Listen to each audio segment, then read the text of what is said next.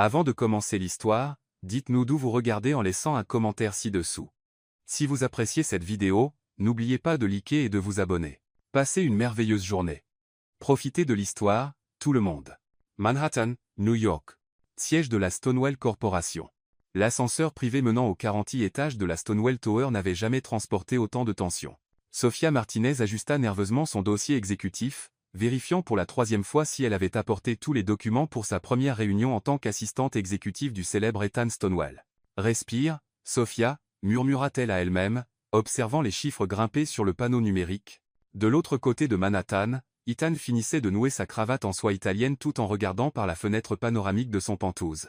À 32 ans, il avait transformé l'entreprise familiale en un empire couvrant l'immobilier et les startups technologiques, mais aujourd'hui, pour la première fois depuis des années, son estomac se nouait. « Ethan, mon chéri, il faut que tu te décides bientôt », résonna la voix d'Eleanor Stonewall à travers l'interphone.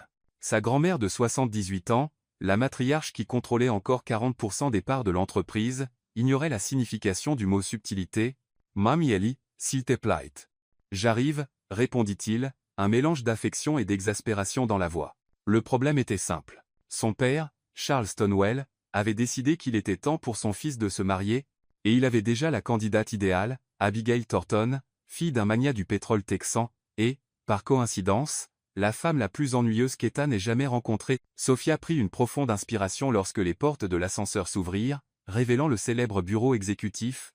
Des parois de verre offraient une vue panoramique sur Central Park, tandis que des meubles minimalistes dans des tons de gris et de noir créaient une atmosphère intimidante.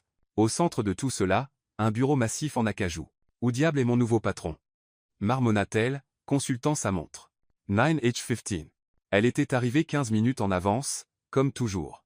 La porte latérale s'ouvrit brusquement, et Ethan fit irruption dans le bureau comme un ouragan vêtu d'un costume Armani, empreint d'une frustration palpable. Cheveux bruns ébouriffés, yeux bleu-gris étincelants d'irritation, et une expression capable de faire fondre l'acier. « Vous devez être la nouvelle. » commença-t-il, s'arrêtant net en la voyant. Sophia se leva, tendant la main de manière professionnelle. « Sophia Martinez, votre nouvelle assistante exécutive. Enchanté de vous rencontrer, Monsieur Stonewall. » Pendant un instant, Ethan resta silencieux, étudiant la femme devant lui. Cheveux bruns ondulés rassemblés en un chignon élégant, yeux sombres intelligents, et un sourire confiant qui ne montrait pas une once d'intimidation. « Intéressant. »« Bien sûr, Sophia, » dit-il, lui serrant la main, notant la fermeté de sa poigne. « J'espère que vous êtes prête pour une journée intéressante. »« Je le suis toujours, Monsieur Stonewall. » Avant qu'il ne puisse répondre, son téléphone sonna. Le nom papa clignota sur l'écran. « Ethan, fiston, j'ai une surprise pour toi », résonna la voix enthousiaste de Charles à travers le haut-parleur. « Abigail est ici au bureau avec moi. Et si on montait pour une petite visite ? Peut être déjeuner. »« Listen, dit Ethan Siglas. Papa, je t'ai dit que ce n'était pas un bon jour pour ces bêtises. Nous sommes déjà dans l'ascenseur. Abigail a hâte de te revoir. L'appel se termine. » Ethan regarda Sophia, qui essayait discrètement de faire semblant de n'avoir rien entendu. « Zut » marmonna-t-il, passant ses mains dans ses cheveux. « Sophia, j'ai besoin que vous. J'ai besoin que vous. » L'ascenseur tinta. Les portes s'ouvrirent, révélant Charles Stonewall, un homme de 58 ans avec le même regard déterminé que son fils, et Abigail Thornton, blonde platine, robe Chanel rose, et un sourire qui semblait peint sur de la porcelaine. « Ethan, chéri » avança Abigail vers lui, les bras ouverts. À cet instant, Ethan prit la décision la plus impulsive de sa vie. Sans réfléchir, il se tourna vers Sophia, prit son visage entre ses mains et l'embrassa. Ce n'était pas un baiser chaste ou poli. C'était un baiser passionné qui fit tomber le dossier de Sophia sur le sol et la poussa à saisir les revers de son costume pour ne pas vaciller. Le silence qui suivit fut assourdissant. « Ethan !» La voix choquée d'Abigail trancha l'air comme une lame. Il s'écarta lentement de Sophia, gardant ses mains sur son visage, plongeant son regard dans le sien. Il vit de la surprise, de la confusion, et quelque chose d'autre, quelque chose qui fit battre son cœur plus vite. « Papa, Abigail, » dit-il sans quitter Sophia des yeux, « je voudrais vous présenter ma petite amie, Sophia Martinez. » Le dossier de Sophia heurta le sol une seconde fois avec un bruit sourd. Elle avait essayé de le ramasser et l'avait laissé tomber à nouveau. « Votre quoi ?» bégaya Charles. « Petite amie, » répéta Ethan, se tournant enfin vers sa famille, mais gardant un bras possessif autour de la taille de Sophia. « En fait, nous envisageons d'emménager ensemble bientôt. » Sophia le regarda comme s'il avait complètement perdu la tête, ce qui, à bien y penser, était être exactement le cas. Mais étant, dit Abigail, sa voix stridente devenant encore plus perçante, nous avions des projets, ton père a dit que tu étais intéressé à trouver le véritable amour. Ethan interrompit doucement, et je l'ai trouvé. Il regarda à nouveau Sophia, et cette fois, elle vit quelque chose de sincère dans ses yeux. N'est-ce pas, chérie? Sophia ouvrit la bouche, la referma, l'ouvrit à nouveau. Finalement, dans un moment de pure folie, elle décida de jouer le jeu. Bien sûr, mon cœur, dit-elle, le mot sonnant un peu étrange, mais elle sourit brillamment à Charles et Abigail. Ethan m'a tellement parlé de vous. Charles fronça les sourcils. Étrange, car il ne t'a jamais mentionné. Eh bien, dit Sophia, se surprenant elle-même par sa capacité à improviser, Ethan est très discret sur sa vie personnelle. N'est-ce pas, chérie? Exactement, répondit Ethan, la rapprochant de lui, feignant de ne pas remarquer comment elle se raidissait. Nous voulions être sûrs que c'était sérieux avant de le dire à la famille. Abigail laissa échapper un rire aigu et faux. Quelle incroyable coincidence. Tu trouves une petite amie exactement le jour où ton père organise notre rencontre. L'amour arrive quand on s'y attend le moins, dit Sophia avec douceur, et Ethan dut réprimer un sourire face au ton légèrement sarcastique.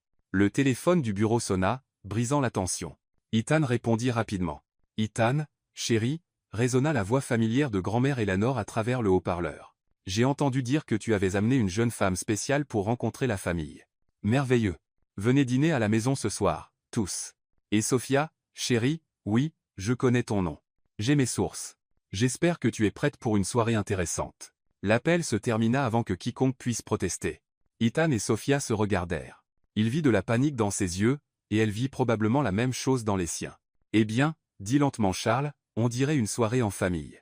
Après que son père et Abigail furent enfin partis, Abigail marmonnant quelque chose à propos de vérification d'antécédents, Ethan et Sophia se retrouvèrent seuls dans le bureau. Le silence s'étira pendant de longues secondes. Alors, dit enfin Sophia, sa voix calme malgré un léger tremblement de ses mains, voudrais-tu m'expliquer pourquoi je viens de passer d'assistante à fausse petite amie en l'espace de quelques minutes? Ethan desserra sa cravate, paraissant soudain épuisé. Abigail Thornton. Nos parents ont cette brillante idée que ce serait un mariage parfait pour unir deux fortunes familiales, et je ne veux pas l'épouser. Je préférais épouser un cactus. Au moins, ce serait plus intéressant. Malgré tout, Sophia rit. D'accord, je comprends la motivation, mais pourquoi moi? Tu aurais pu inventer une petite amie imaginaire. Tu étais là, il marqua une pause. Et tu ne semblais pas intimidé par moi. Devrais-je l'être? La plupart des gens le sont.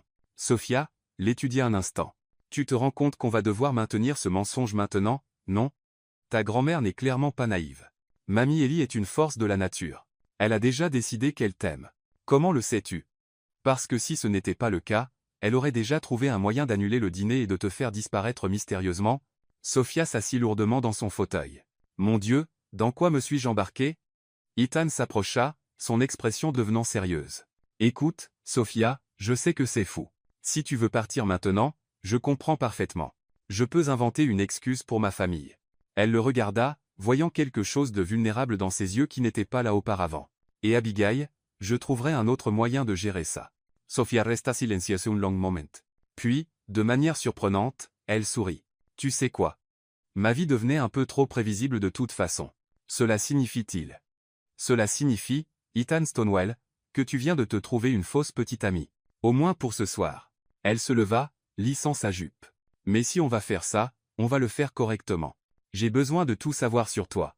Nourriture préférée, hobby, comment nous nous sommes rencontrés, depuis combien de temps nous sommes ensemble. Ethan sourit, le premier sourire sincère qu'elle voyait sur son visage. Toi incroyable. Tu n'as encore rien vu. Sophia ramassa son dossier par terre. Maintenant, à propos de ce dîner. Ta grand-mère est-elle du genre à poser des questions inappropriées?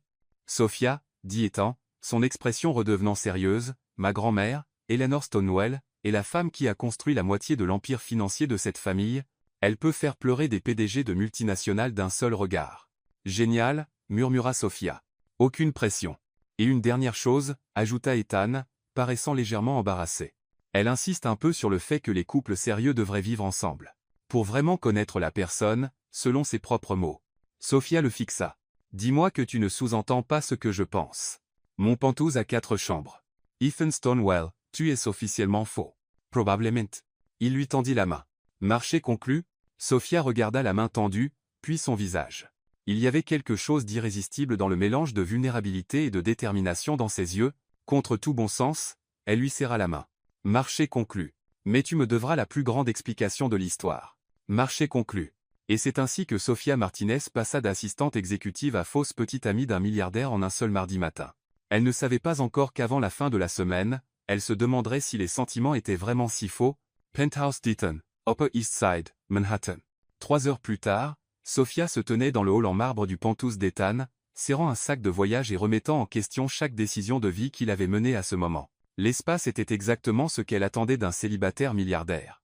Des fenêtres du sol au plafond donnant sur Central Park, des œuvres d'art moderne qui coûtaient probablement plus que son salaire annuel, et des meubles qui semblaient appartenir à un musée. « Bienvenue dans ma modeste demeure », dit Ethan, apparaissant à côté d'elle avec 2 tasses de café. Sa cravate avait disparu, ses manches s'étaient retroussées, et pour la première fois depuis leur rencontre, il semblait presque normal. « Modeste », répéta Sofia, acceptant le café avec gratitude. « Bien sûr, cet endroit est plus grand que tout mon immeuble. La chambre d'amis est au bout du couloir, 2e porte à droite. Elle a sa propre salle de bain. » Et Ethan, Sofia posa son café et se tourna face à lui. « Avant d'aller plus loin dans cette folie, nous devons établir des règles de base. » Il haussa un sourcil. « Des règles de base. Règle numéro 1. Chambre séparée, salle de bain séparée quand c'est possible, et tu frappes avant d'entrer dans une pièce où je suis. Raisonnable. Règle numéro 2. C'est temporaire. Nous trouvons un moyen de te sortir de cette situation de mariage arrangé, et ensuite nous revenons à notre relation patron-employé normale. » L'expression d'Ethan vacilla avec quelque chose qu'elle ne put identifier. Bin Sua. Règle numéro 3. Nous avons besoin d'une histoire crédible, et vite. Ma grand-mère semble du genre à nous interroger. Elle a déjà fait avouer une fraude fiscale à un PDG du Fortune 500 lors d'un dîner. Donc, oui, un interrogatoire est définitivement au programme. Sofia sortit son téléphone et ouvrit une nouvelle note. D'accord, commençons par les bases. Depuis combien de temps sortons-nous ensemble? Ethan s'assit sur le canapé en cuir, l'invitant à le rejoindre. 3 mois. Assez longtemps pour être sérieux, pas trop pour que les gens se demandent pourquoi ils ne t'ont pas rencontré. Bien. Comment nous sommes-nous rencontrés? Tu aurais pu travailler dans une autre entreprise, et nous nous sommes rencontrés lors d'une conférence d'affaires. Sofia secoua la tête. Trop facile à vérifier. Et si, je travaillais à temps partiel dans un café tout en terminant mon MBA, et tu étais un client régulier? J'aime ça. Ça montre ton ambition. Ça explique pourquoi tu es qualifié pour être mon assistante. Ethan s'adossa, l'étudiant. Quelle est ta commande de café préférée? Latte vanille moyen avec un shot supplémentaire et du lait d'avoine. Et toi? Café noir, sans sucre. Apparemment, les opposés s'attirent. Malgré ses nerfs, Sofia sourit. Apparemment, oui. D'accord, et la progression de la relation? Quand sommes-nous devenus officiels? Après environ 6 semaines. Je t'ai officiellement invité à sortir après ton diplôme. Et quand as-tu réalisé que tu tombais amoureux de moi? La question lui échappa avant qu'elle ne puisse l'arrêter, et Sofia sentit la chaleur monter à ses joues. Je veux dire, pour l'histoire, au cas où ta grand-mère demanderait. Ethan resta silencieux un moment, ses yeux bleu-gris étudiant son visage avec une intensité qui la fit gigoter. Quand tu m'as dit que j'avais tort sur quelque chose devant une salle pleine de cadres, et au lieu d'être en colère, j'étais impressionné, c'est plutôt pas mal. Et toi? Quand es-tu tombé amoureux de moi? Sa voix était plus douce maintenant, presque curieuse. Le cœur de Sofia fit quelque chose d'étrange dans sa poitrine. Quand j'ai réalisé que sous toute cette arrogance, tu te souciais vraiment de faire ce qui est juste, même si tu avais une manière terrible de le montrer. Ils se regardèrent un instant, le prétexte semblant soudain moins fin. Ethan s'éclaircit la gorge. Nous devrions probablement pratiquer. Pratiquer quoi? Être un couple, l'affection physique, les petits noms, la manière dont les couples interagissent. Si nous sommes maladroits ce soir, Mamie Ellie le verra tout de suite. La bouche de Sofia devint sec. L'affection physique. Rien d'inapproprié, dit rapidement Ethan. Juste se tenir la main, peut être s'asseoir près l'un de l'autre. Le genre d'intimité décontractée qu'ont les vrais couples. D'accord. Intimité décontractée. Bien sûr. Sofia s'élève brusquement. Peut être qu'on devrait commencer par quelque chose de plus simple, comme les petits noms. Comment veux-tu que je t'appelle? Sofia réfléchit. Sofia, ça va bien. Peut être sauf si tu te sens décontracté. Et toi? Ethan, c'est bien. Nate si on estime formel. C'est tellement bizarre, murmura Sofia, se dirigeant vers la fenêtre. Je n'arrive pas à croire que je fais vraiment ça. Ethan la regarda marcher, notant la grâce inconsciente de ses mouvements, la manière dont la lumière de l'après-midi capturait les reflets dans ses cheveux. Sofia, si c'est trop. Non. Elle se retourna vers lui avec détermination. J'ai dit que je le ferais, et je le ferai. J'ai juste besoin d'une minute pour m'y faire. Son téléphone vibra avec un message texte. Elle y jeta un coup d'œil et fronça les sourcils. Tout va bien? Demanda Ethan. Tsest ma sœur. Elle veut savoir si je suis libre pour le dîner ce soir. Sophia répondit rapidement. Je lui dis que j'ai un rendez-vous. Tu pourrais lui dire la vérité. Sophia ricana. Bin sua. Salut, Isabella, tu te souviens de ce nouvel emploi que j'ai commencé aujourd'hui? Eh bien, je fais maintenant semblant de sortir avec mon patron milliardaire pour l'aider à éviter un mariage arrangé, ça passerait super bien. Point Justin. Le téléphone d'Ethan vibra également. Il le vérifia, et son expression s'assombrit. Abigail. Que veut-elle? Se rencontrer pour boire un verre plus tard pour clarifier les choses à propos de ce matin. Ethan montra le message à Sophia. Elle ne va pas lâcher prise facilement. Que vas-tu lui dire? Que je suis occupé avec ma petite amie ce soir. Ethan commence à taper. Mais elle va continuer à insister. Abigail n'accepte pas bien le rejet. Sophia revint s'asseoir à côté de lui, assez près pour sentir son eau de Cologne, quelque chose de coûteux et subtilement masculin. Combien de temps avez-vous été impliqués tous les deux? Nous ne l'étions pas. C'est ça le problème. Nos pères ont décidé que nous serions parfaits ensemble sur la base d'une fusion d'affaires qu'ils veulent orchestrer. Abigail pense que nous sommes pratiquement fiancés. Et tu n'as jamais corrigé cette impression? Ethan eut la grâce de paraître embarrassé. J'ai continué à repousser le moment de m'en occuper. Je pensais que si je l'ignorais assez longtemps, ils abandonneraient. Les hommes, murmura Sophia, mais il y avait de l'amusement dans sa voix. D'accord, donc Abigail va être suspicieuse. Ton père l'est probablement aussi, et ta grand-mère va nous tester. Cette soirée devrait être amusante. À propos de ce soir, dit Ethan, sa voix prenant une note d'avertissement, il y a quelque chose que tu devrais savoir sur ma famille.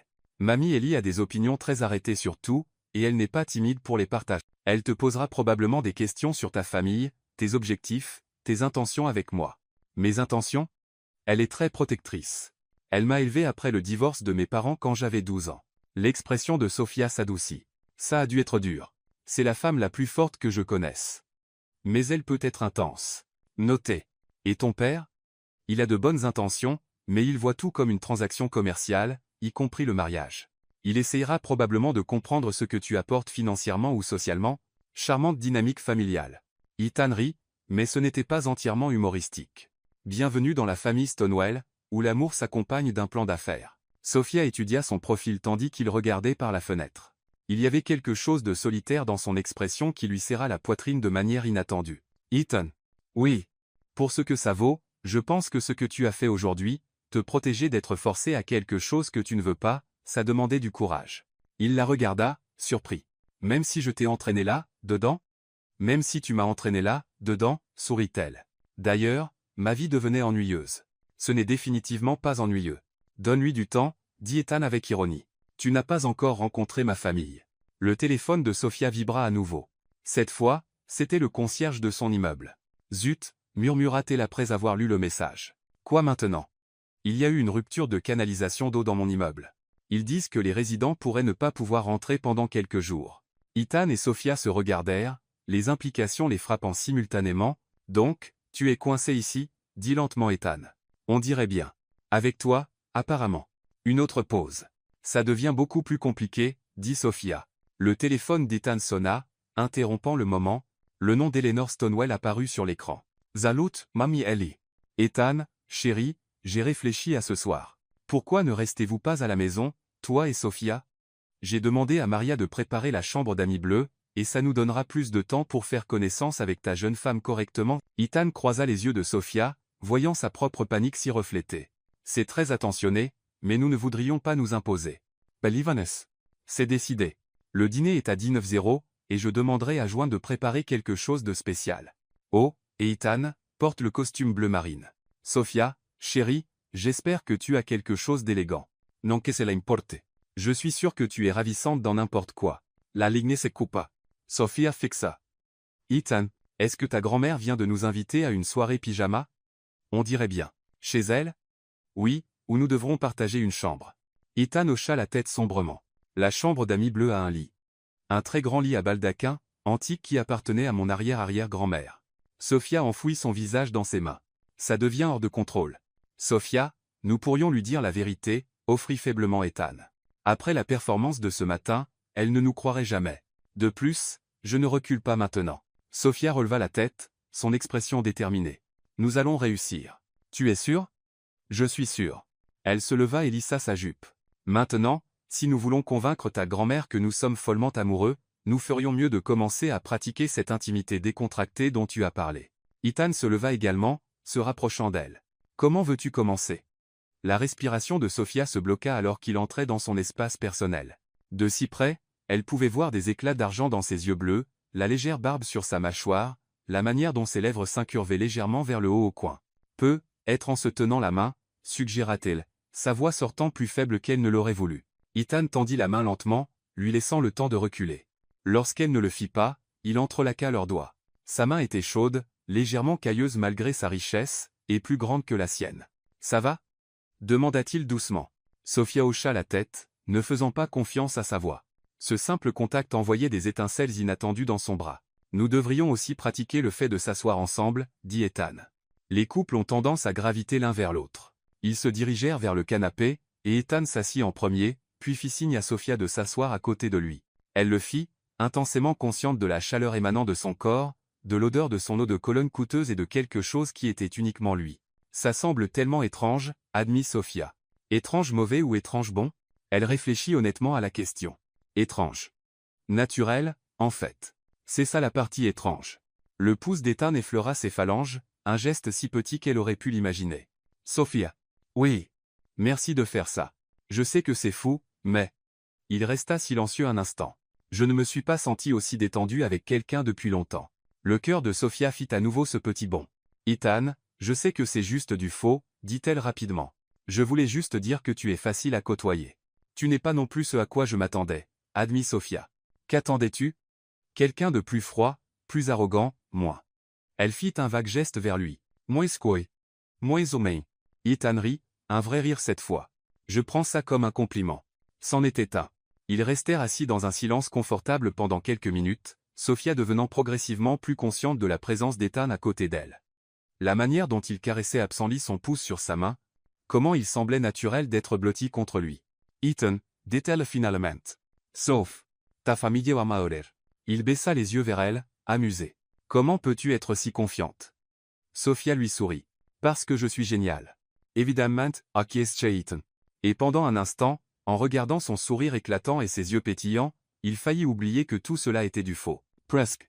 Domaine Stonewell, Greenwich, Connecticut.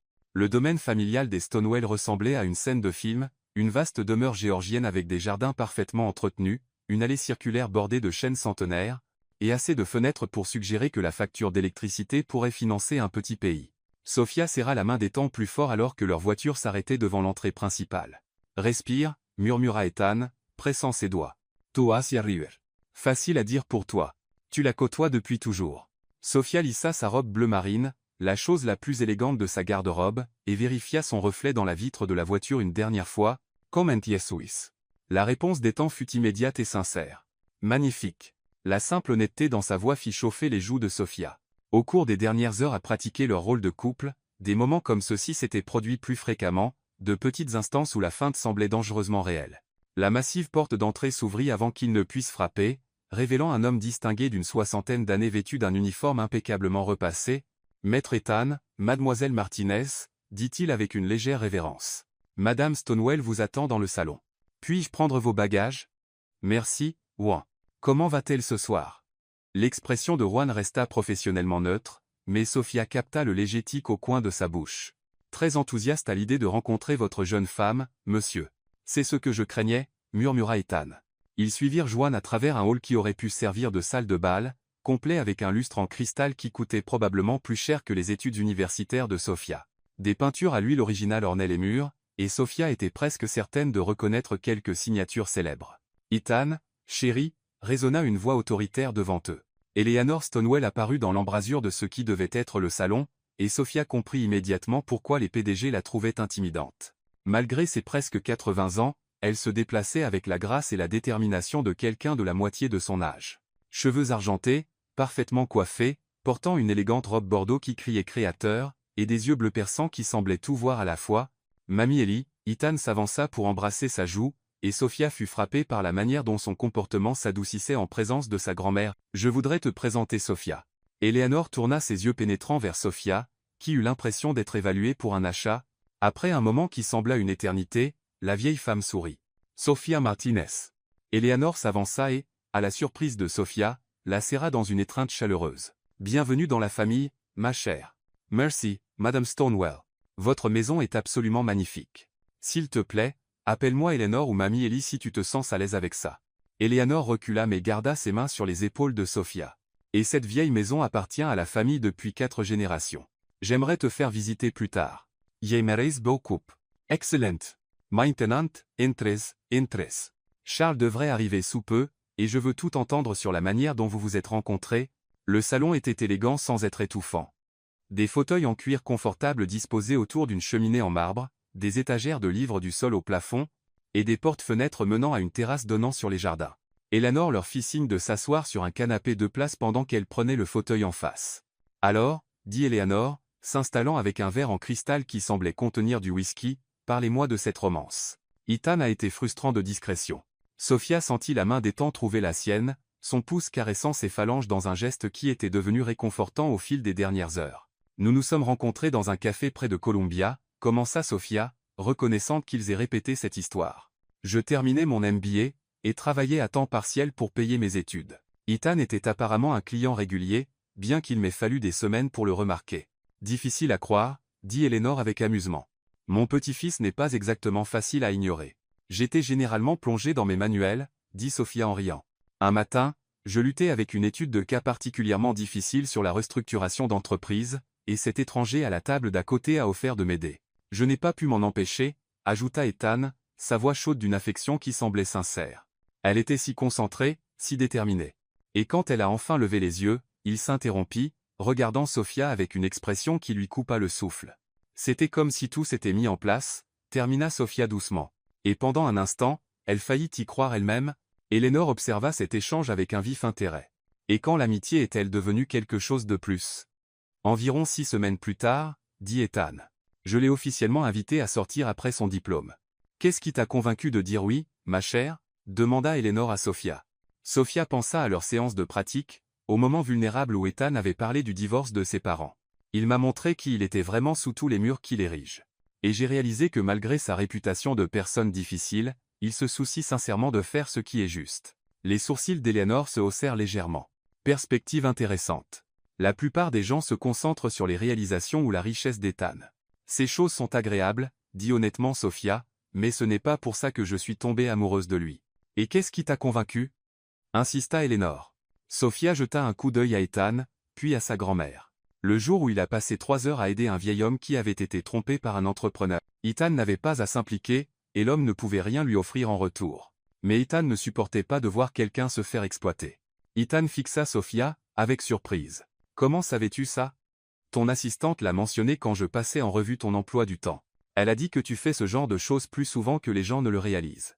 Eleanor observa cet échange avec un intérêt croissant. En effet, il le fait.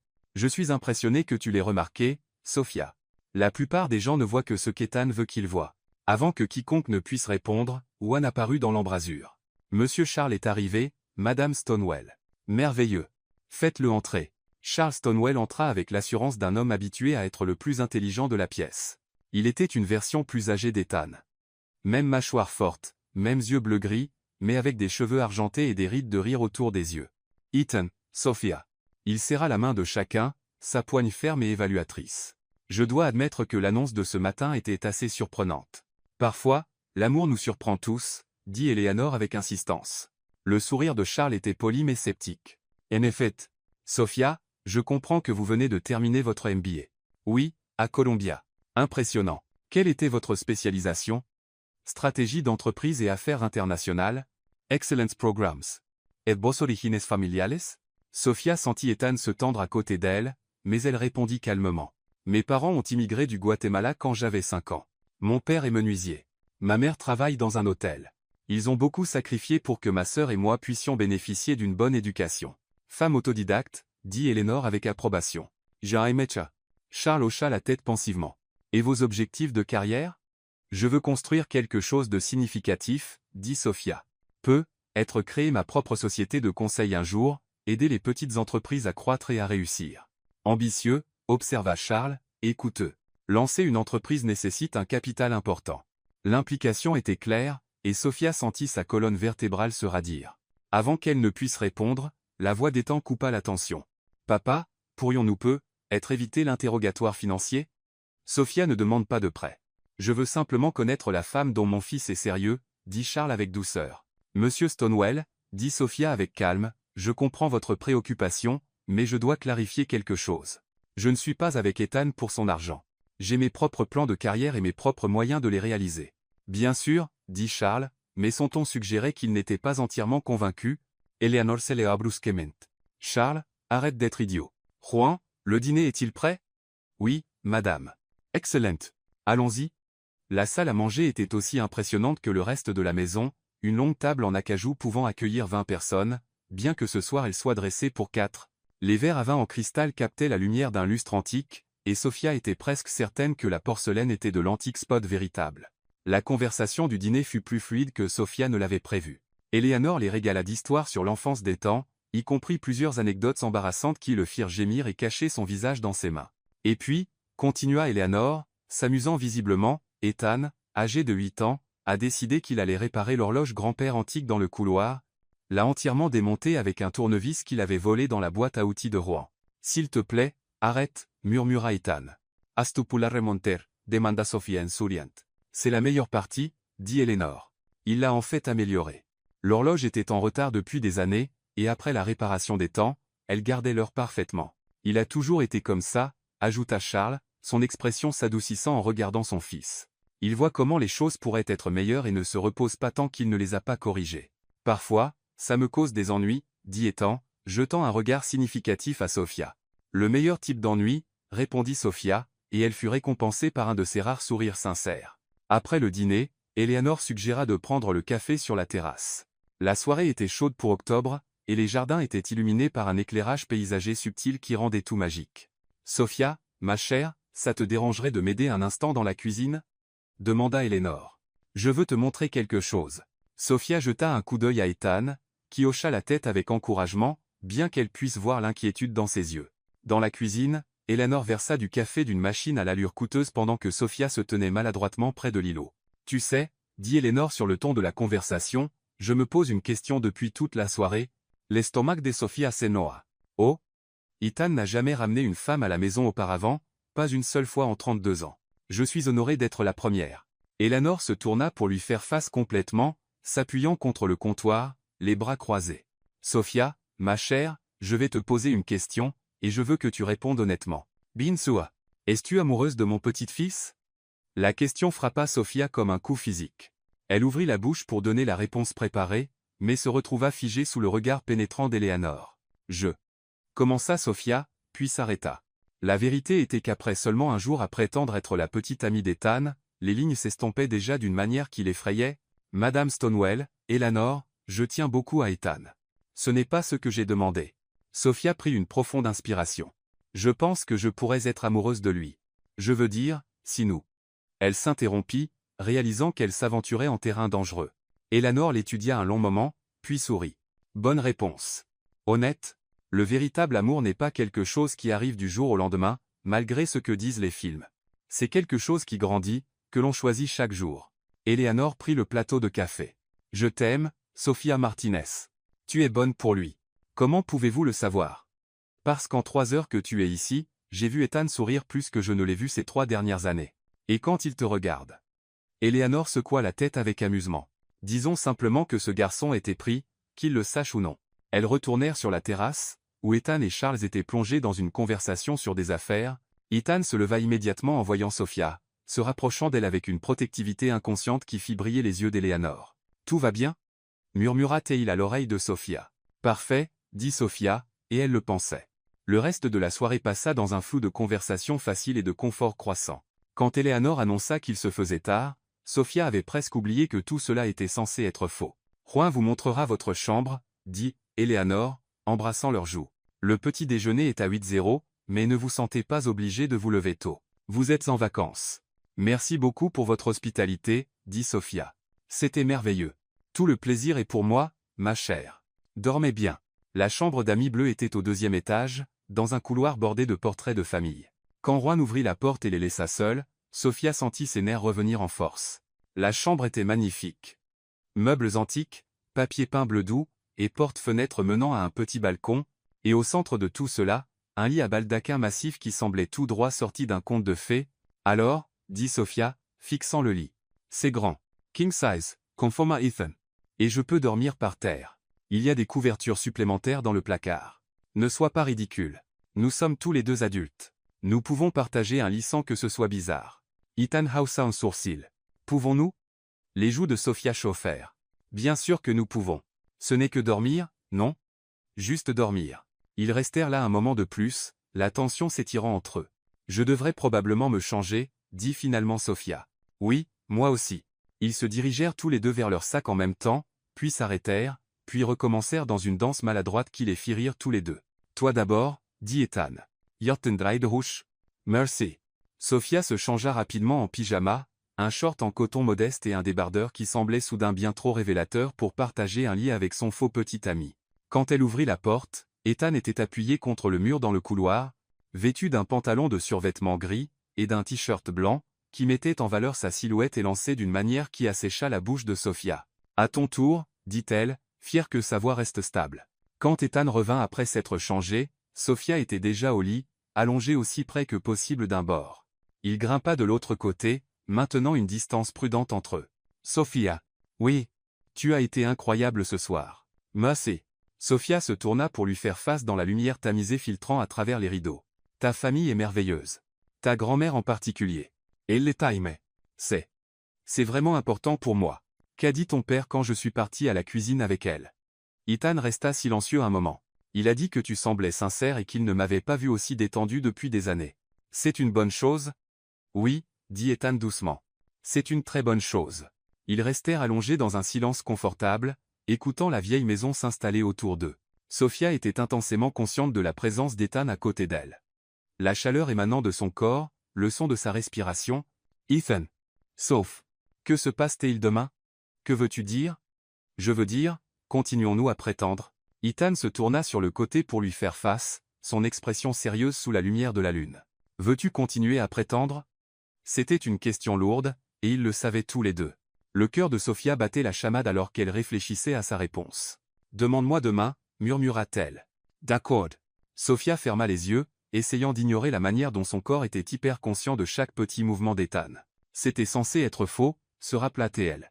C'était censé être temporaire. Alors pourquoi être allongée à côté de lui semblait-elle la chose la plus naturelle au monde? Alors qu'elle s'endormait enfin, elle sentit les doigts d'Ethan effleurer les siens sous les couvertures. Sans réfléchir, elle entrelaqua leurs doigts. Aucun d'eux ne se retira. Domain Stonewell, Greenwich, Connecticut. Sophia se réveilla lentement, la conscience s'infiltrant à travers les couches du sommeil le plus profond qu'elle ait eu depuis des mois. Le lit était incroyablement confortable, les draps en coton les plus doux qu'elle ait jamais sentis, et il y avait une présence chaude et solide pressée contre son dos qui semblait absolument parfaite et totalement incorrecte à la fois. Ses yeux s'ouvrirent brusquement. Ethan Stonewell la serrait dans ses bras. Pendant la nuit, ils s'étaient rapprochés l'un de l'autre comme des aimants. Et maintenant, son bras était enroulé autour de sa taille, son visage enfoui dans ses cheveux, et elle pouvait sentir sa respiration régulière contre sa nuque. Pire encore, ou mieux, murmura son corps traître. Elle avait apparemment agrippé son autre main contre sa poitrine pendant son sommeil. Sophia resta parfaitement immobile, son esprit s'emballante. C'était mauvais. Très, très mauvais. Pas parce qu'Ethan profitait de la situation, son contact était respectueux, réconfortant plutôt qu'intrusif. C'était mauvais parce que cela semblait si incroyablement juste que chaque cellule de son corps lui criait de rester exactement là où elle était. Elle sentit le moment où Ethan se réveilla. Sa respiration changea d'abord, puis tout son corps se raidit lorsqu'il réalisa leur position. « Oh » souffla-t-il contre ses cheveux. « Je suis désolé. Je n'avais pas l'intention de... » « C'est bon, » dit rapidement Sophia, bien qu'elle ne fît aucun mouvement pour se dégager. « Nous dormions tous les deux, non? » Dormions? Mais Ethan ne s'éloigna pas non plus. Ils restèrent allongés là un autre moment, tous deux intensément conscients de la manière dont ils s'emboîtaient parfaitement, de la naturalité de la situation, malgré le fait qu'ils se connaissaient depuis moins de 24 heures. Sophia, la voix d'Ethan était rauque de sommeil et de quelque chose d'autre qu'elle ne pouvait identifier. « Oui. J'ai besoin de te dire quelque chose. » Son cœur s'arrêta. « D'accord. Hier soir, quand tu parlais à ma grand-mère, la manière dont tu as décrit pourquoi tu es tombée amoureuse de moi, cette histoire d'aider le vieil homme. Quoi à ce sujet? » Le bras d'Ethan se resserra légèrement, autour de sa taille. « Je n'en ai jamais parlé à personne. Pas à mon assistante. À personne. » La respiration de Sophia se bloqua. Alors comment ai-je? Je ne sais pas, mais tu avais raison. J'ai effectivement passé 3 heures à aider Harold Kowalski à gérer un entrepreneur qui essayait de le dépouiller de ses économies. Et j'essaie d'aider les gens quand je peux, même si ce n'est pas vraiment bon pour ma réputation d'homme d'affaires impitoyable. Sophia se tourna enfin dans ses bras, se retrouvant face à face avec Ethan dans la douce lumière du matin. Ses cheveux étaient ébouriffés par le sommeil, ses yeux doux et vulnérables, et il ne ressemblait en rien au milliardaire intimidant qui avait fait irruption dans son bureau la veille. Peut-être que je suis juste doué pour lire les gens, dit-elle doucement. Peut-être. Son pouce traça le long de sa pommette, un toucher si doux que les yeux de Sophia se fermèrent. Ou peut-être que tu me vois mieux que je ne me vois moi-même. Le moment s'étira entre eux, chargé de possibilités et de terreur à parts égales. Sophia était intensément consciente de la facilité avec laquelle elle pourrait combler la distance entre eux, laisser cette fausse relation devenir quelque chose de dévastateur de réel. Un coup sec à la porte brisa le charme. Ethan, Sophia, appela la voix d'Elénore à travers le bois. Le petit déjeuner est prêt quand vous l'êtes. Ils se séparèrent comme s'ils avaient été électrocutés, Sophia se précipitant de son côté du lit tandis qu'Ethan s'asseyait et passait ses mains dans ses cheveux. Nous serons en bas dans 10 minutes, Mamie Ellie, répondit Ethan, sa voix impressionnamment stable. Merveilleux. Et Ethan, ton père a quelques affaires à discuter avec toi ce matin. Sophia pouvait entendre l'avertissement subtil dans le ton d'Eleanor. Après que ses pas se furent éloignés dans le couloir, Ethan gémit et se laissa retomber contre les oreillers. Les affaires, c'était un code pour un nouvel interrogatoire sur ta mystérieuse petite amie, n'est-ce pas, devina Sophia. Probablement. Mon père ne croit pas aux coïncidences. Et notre relation soudaine à coïncidence écrit partout. Sophia s'assit, ramenant ses genoux contre sa poitrine. Regrettes-tu ça? Parce que si tu veux tout arrêter, non. La réponse d'Ethan fut immédiate et ferme. Sophia, j'aimais ce que j'ai dit hier soir. Tu as été incroyable avec ma famille. Et ce matin, il fit un vague geste vers le lit, l'espace entre eux, ça ne semble plus être du faux. Ethan, je sais que c'est faux. Je sais que nous nous connaissons à peine, mais je ne peux pas me défaire du sentiment que c'est la chose la plus honnête que j'ai faite avec quiconque depuis des années. Sophia le fixa, son cœur faisant des acrobaties dans sa poitrine. C'est censé être temporaire. Je sais. C'est censé être faux. Je sais. Ethan s'assit, prenant sa main. Sophia, je ne te demande pas de m'épouser. Je demande juste, pouvons-nous voir où ça nous mène? Vrai ou faux? J'aime t'avoir dans ma vie. Avant que Sophia ne puisse répondre, son téléphone vibra avec un message texte. Elle y jeta un coup d'œil et fronça les sourcils. Tout va bien? Demanda Ethan. C'est le gérant de mon immeuble. Les dégâts des eaux sont pires qu'ils ne le pensaient. Ils disent que ça pourrait prendre 2 semaines avant que les résidents puissent revenir. L'expression d'Ethan se transforma en quelque chose de soigneusement neutre. C'est malheureux, Ethan Stonewell. Es-tu heureux de ma crise de logement? Je ne serai jamais heureux de ton malheur, dit-il solennellement, puis sa bouche s'incurva vers le haut. Mais si ça signifie que tu dois rester dans mon pantouse un peu plus longtemps. Malgré tout, rit Sophia. Tu es terrible. Probablement. Mais tu m'aimes quand même. Je commence à penser que oui, admit Sophia. Ce qui est soit la meilleure, soit la pire chose qui pourrait arriver en ce moment. Allons pour le meilleur, suggéra Ethan, se penchant pour embrasser son front. Le geste était si tendre, si naturellement affectueux, que le cœur de Sophia se serra. Maintenant, nous devrions probablement nous habiller avant que ma grand-mère ne revienne avec un bélier. 20 minutes plus tard, ils descendirent pour trouver Eleanor et Charles déjà assis dans un coin petit déjeuner, ensoleillé donnant sur les jardins. La lumière matinale qui passait par les fenêtres donnait à tout l'aspect d'une scène de magazine. « Bonjour, vous deux, dit chaleureusement Eleanor. J'espère que vous avez bien dormi. » Sophia sentit la chaleur monter à ses joues en se souvenant exactement à quel point elle avait bien dormi, blottie contre la poitrine d'Ethan. « Très bien, merci. »« Excellent. Juan a préparé ses fameuses crêpes aux myrtilles. J'espère que vous avez faim. » Le petit déjeuner était impressionnant, fruits frais, pâtisseries artisanales, œufs bénédicts, et des crêpes qui sentaient divinement bon. Sophia tendit la main vers son café, lorsque Charles s'éclaircit la gorge. « Ethan, j'ai réfléchi à notre conversation d'hier soir. »« Quelle conversation ?»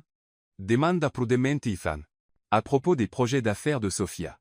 Créer une société de conseil est un objectif ambitieux, mais cela nécessite un capital important et des relations. Charles se tourna vers Sophia avec ce qu'elle commençait à reconnaître comme son visage d'affaires. Avez-vous pensé aux aspects pratiques? Espace de bureau, acquisition de clients initiaux, coût de démarrage? Sophia posa sa tasse de café. J'ai un plan d'affaires détaillé. En fait, j'y travaille depuis 1 an. Impressionnant. Et votre stratégie de financement? Une combinaison d'économie personnelle, d'un prêt pour petite entreprise, et de travail acharné. Je crois en un démarrage maigre, et une croissance organique. Eleanor observa cet échange avec un vif intérêt, tandis que la mâchoire d'Ethan se crispait d'une manière qui suggérait qu'il essayait de ne pas intervenir. « Admirable, dit Charles, bien que j'imagine que l'accès au réseau d'Ethan accélérait certainement le processus. » L'implication flottait dans l'air comme un défi. Sophia sentit sa colonne vertébrale se redresser. « Monsieur Stonewell, je veux être très clair sur un point. Ma relation avec Ethan n'a rien à voir avec mes ambitions professionnelles. Je ne lui ai jamais demandé d'aide financière, de connexion professionnelle, ou quoi que ce soit lié à ma carrière. Bien sûr, dit Charles avec douceur. Je voulais simplement dire que les relations réussies impliquent souvent un soutien mutuel et des objectifs partagés. C'est vrai, acquiesce Sophie. Mais elles impliquent aussi le respect, la confiance, et le fait de voir son partenaire comme un individu plutôt qu'un actif ou un passif. Eleanor émit un petit son qui aurait pu être une approbation, tandis qu'Ethan tendit la main sous la table pour serrer celle de Sophia. Bien dit, concéda Charles. Je m'excuse si mes questions semblaient trop pragmatiques. Je suppose que j'ai passé tant d'années à penser comme un homme d'affaires que j'oublie parfois de penser comme un père. L'aveu sembla surprendre tout le monde, y compris Charles lui-même. L'expression d'Ethan s'adoucit. Papa, j'apprécie que tu veuilles me protéger, mais Sophia n'est pas Abigail Thornton. Elle ne s'intéresse pas à ce que je peux faire pour elle financièrement. Comment peux-tu en être si sûr? Demanda Charles. Vous n'êtes ensemble que depuis 3 mois. Parce que, dit Ethan, regardant directement Sophia, en 3 mois, elle ne m'a jamais rien demandé sauf de l'honnêteté. Et hier soir, quand tu l'interrogeais pratiquement sur ses motivations, elle s'est défendue au lieu de se cacher derrière moi. Sophia sentit ses joues chauffer face à l'admiration dans sa voix. De plus, continua Ethan avec un léger sourire, elle me donne envie d'être une meilleure personne. Ce n'est pas quelque chose qu'on peut feindre. Eleanor rayonna à cette déclaration tandis que Charles semblait pensif. Dans ce cas, dit finalement Charles, je te dois des excuses, Sophia. Mes préoccupations viennent d'un lieu d'amour, mais cela n'excuse pas ma grossièreté. Excuse acceptée, dit gracieusement Sophia. Je comprends que vous vouliez protéger votre famille. Excellent, dit Eleanor, frappant des mains. Maintenant que nous avons tous clarifié les choses, profitons du petit déjeuner. Sophia, parle-moi de ta famille. Ethan a mentionné que tes parents ont immigré du Guatemala. La conversation glissa vers un terrain plus sûr. Et Sophia se détendit en racontant le voyage de ses parents en Amérique, le travail de sa sœur Isabella comme enseignante, et la communauté soudée où elle avait grandi. Eleanor était une interrogatrice habile, tirant des histoires et des détails avec un intérêt sincère plutôt qu'un interrogatoire. Tes parents semblent merveilleux, dit Eleanor quand Sophia eut fini de décrire l'entreprise de menuiserie de son père. J'aimerais les rencontrer un jour. Ils aimeraient ça, dit Sophia, puis se retint. Rencontrerait-il Eleanor?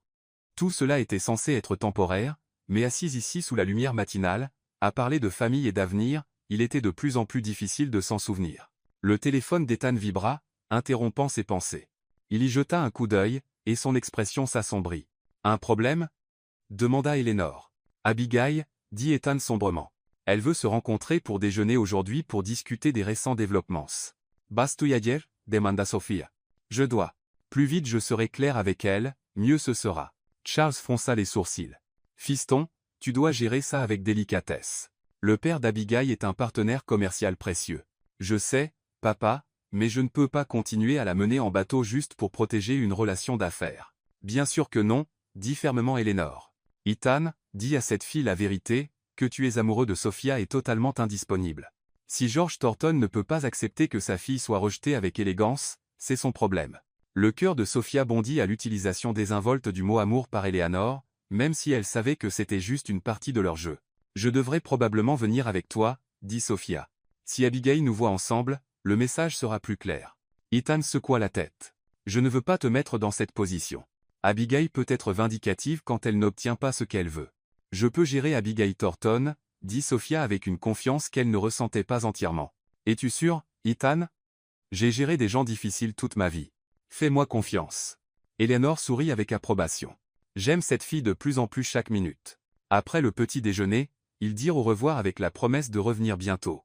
Eleanor serra Sophia fort, murmurant à son oreille, « Prends soin de lui, ma chère. Il a besoin de quelqu'un comme toi. » Le trajet de retour à Manhattan fut silencieux, chacun perdu dans ses pensées. Sophia se surprit à jeter des regards furtifs au profil d'Ethan, se souvenant de ce que ça faisait de se réveiller dans ses bras, de la tendresse dans sa voix quand il avait tracé sa pommette avec son pouce. « Un sou pour tes pensées ?» demanda Ethan, la surprenant en train de le fixer. « Je pensais juste à hier soir. Ta famille est vraiment spéciale. Ils t'aiment beaucoup. Ma grand-mère a demandé à Juan de t'ajouter à la liste des cartes de Noël. Sophia rit. Est-ce que ça rend ça officiel? Avec Mamie Ellie? Absolument. Tu fais partie de la famille maintenant, que tu le veuilles ou non. La déclaration désinvolte frappa Sophia comme un coup physique. Faire partie de la famille. C'était tout ce qu'elle avait toujours voulu, et tout ce qui l'effrayait dans cette situation. Ethan, dit-elle prudemment, que se passe-t-il quand tout cela sera fini? Quand tu n'auras plus besoin d'une fausse petite amie? Ethan resta silencieux si longtemps que Sophia pensa qu'il ne répondrait pas. Enfin, il dit, et si je te disais que je ne veux pas que ça se termine? Le cœur de Sophia s'arrêta. Que dis-tu? Je dis que ce qui a commencé comme une feinte commence à me sembler très réel. Et si tu es ouverte à ça, j'aimerais voir où ça nous mène, pour de vrai cette fois. Sophia fixa le paysage qui défilait par la fenêtre, son esprit s'emballant. Tout ce qui était logique lui disait que c'était une terrible idée. Ils se connaissaient à peine. Il était son patron. La dynamique de pouvoir était complètement faussée, ils venaient de mondes totalement différents. Mais son cœur chantait une toute autre mélodie. La dynamique de pouvoir complique les choses, dit-elle finalement. Alors, nous trouverons une solution. Peut-être que tu ne veux plus être mon assistante. Peut-être que tu veux lancer cette société de conseil, et je pourrais être ton premier client. Tu ferais ça, Ethan? À ce stade, je ferais n'importe quoi pour te garder dans ma vie. Le téléphone de Sophia sonna avant qu'elle ne puisse répondre. Le nom d'Isabella apparut sur l'écran. Ma sœur, expliqua Sophia à Ethan, puis répondit. Salut, Bella. Sophia Martinez, tu as 30 secondes pour expliquer pourquoi je viens de voir une photo de toi et Ethan Stonewell sur page 6. Listen de Sophia Siglas. Quoi? Page 6? Tu sais, la section des potins? Il y a une photo de vous deux vous tenant la main devant un restaurant chic. Et la légende dit, le milliardaire Ethan Stonewell sort avec une nouvelle mystérieuse. Veux-tu expliquer? Sophia croisa les yeux d'Ethan avec panique. Peux-tu m'envoyer le lien? Déjà fait. Sophia, que se passe-t-il? Hier, tu commençais un nouvel emploi comme assistante de quelqu'un, et aujourd'hui, tu sors avec un milliardaire. C'est compliqué, dit faiblement Sophia. Compliqué comment, Sophia? Ce type vaut, genre, $1 milliard. Il a été en couverture de Forbes. Et toi, tu es. Toi. Merci pour le coup de pouce de confiance, dit Sophia avec ironie. Tu sais ce que je veux dire. Tu es incroyable, mais tu es aussi la fille qui découpe des coupons et fait ses courses chez Target. Que fais-tu avec quelqu'un qui dépense probablement plus en vin que ce que tu gagnes en un an? Sophia ferma les yeux. Isabella, je te promets que je t'expliquerai tout plus tard. Mais là, j'ai besoin que tu ne dises rien à maman et papa à ce sujet, d'accord? Tu plaisantes? Maman va avoir 17 crises cardiaques quand elle verra ça. Tu sais qu'elle suit tous les comptes de potins de célébrités sur Instagram. Parfait, murmura Sophia. Sophia, sérieusement, vas-tu bien? Tout ça semble vraiment soudain et intense. Sophia regarda Ethan, qui écoutait son côté de la conversation avec une expression préoccupée. Je vais bien. Vraiment. J'ai juste besoin d'un peu de temps pour comprendre les choses. Promets-moi que tu m'appelleras ce soir. J'ai besoin de toute l'histoire. Je te le promets. Après que Sophia eut raccroché, Ethan tendit la main pour serrer la sienne. Nous gérerons ça, quoi qu'il arrive. Ethan. Ma famille va avoir tellement de questions, ma mère va vouloir tout savoir, de ton score de crédit à tes intentions. Alors, je répondrai à ces questions. Toutes. Honnêtement. Le téléphone de Sophia vibra avec un texto de sa mère. 3 émojis de panique et appelle-moi tout de suite. D'accord, dit-elle, prenant une profonde inspiration. Mais d'abord, nous devons gérer Abigail. Et si elle est à moitié aussi vindicative que tu le dis, elle a probablement déjà vu l'article de Page 6 aussi. La mâchoire d'Ethan se crispa. C'est exactement ce que je craignais. La publicité, l'examen minutieux. Sophia, si tu veux te retirer maintenant, je comprends parfaitement. Sophia étudia son visage, voyant l'inquiétude sincère, la manière dont il essayait déjà de la protéger des conséquences de leur fausse relation qui devenait de plus en plus réelle. Ethan Stonewell, dit-elle fermement, je t'ai dit que j'étais dans le coup, et je le pensais. Abigail Thornton ne me fait pas peur. Les médias ne me font pas peur. Ta famille même. Ma famille les adoptera.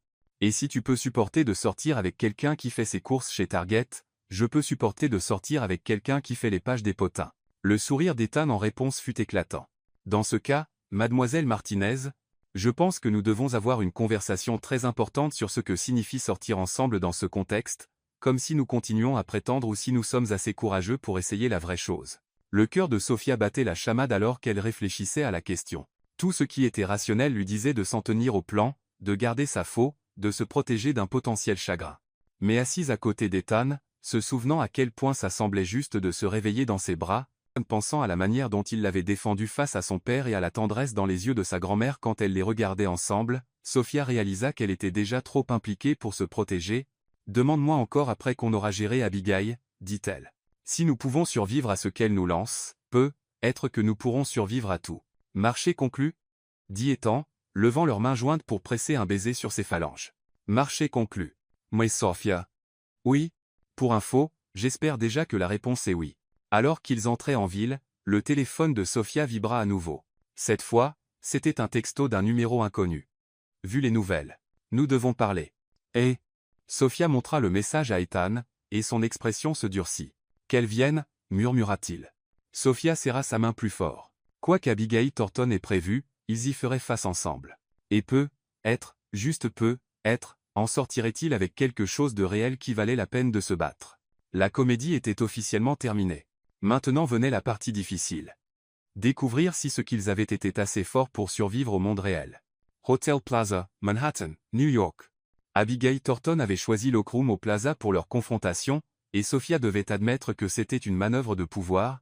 La salle à manger opulente, avec ses lustres en cristal et son plafond orné de feuilles d'or, était conçue pour intimider. Abigail était assise à une table d'angle, portant un tailleur Chanel blanc qui coûtait probablement plus cher que le loyer mensuel de Sophia, ses cheveux blonds platine coiffés en un chignon parfait, ses lèvres rouges incurvées, dans ce qu'on pourrait généreusement appeler un sourire. Sophia s'était habillée soigneusement pour cette rencontre. Une veste bleu marine sur un chemisier en soie crème, ses cheveux tirés en un chignon élégant, des bijoux minimaux mais élégants.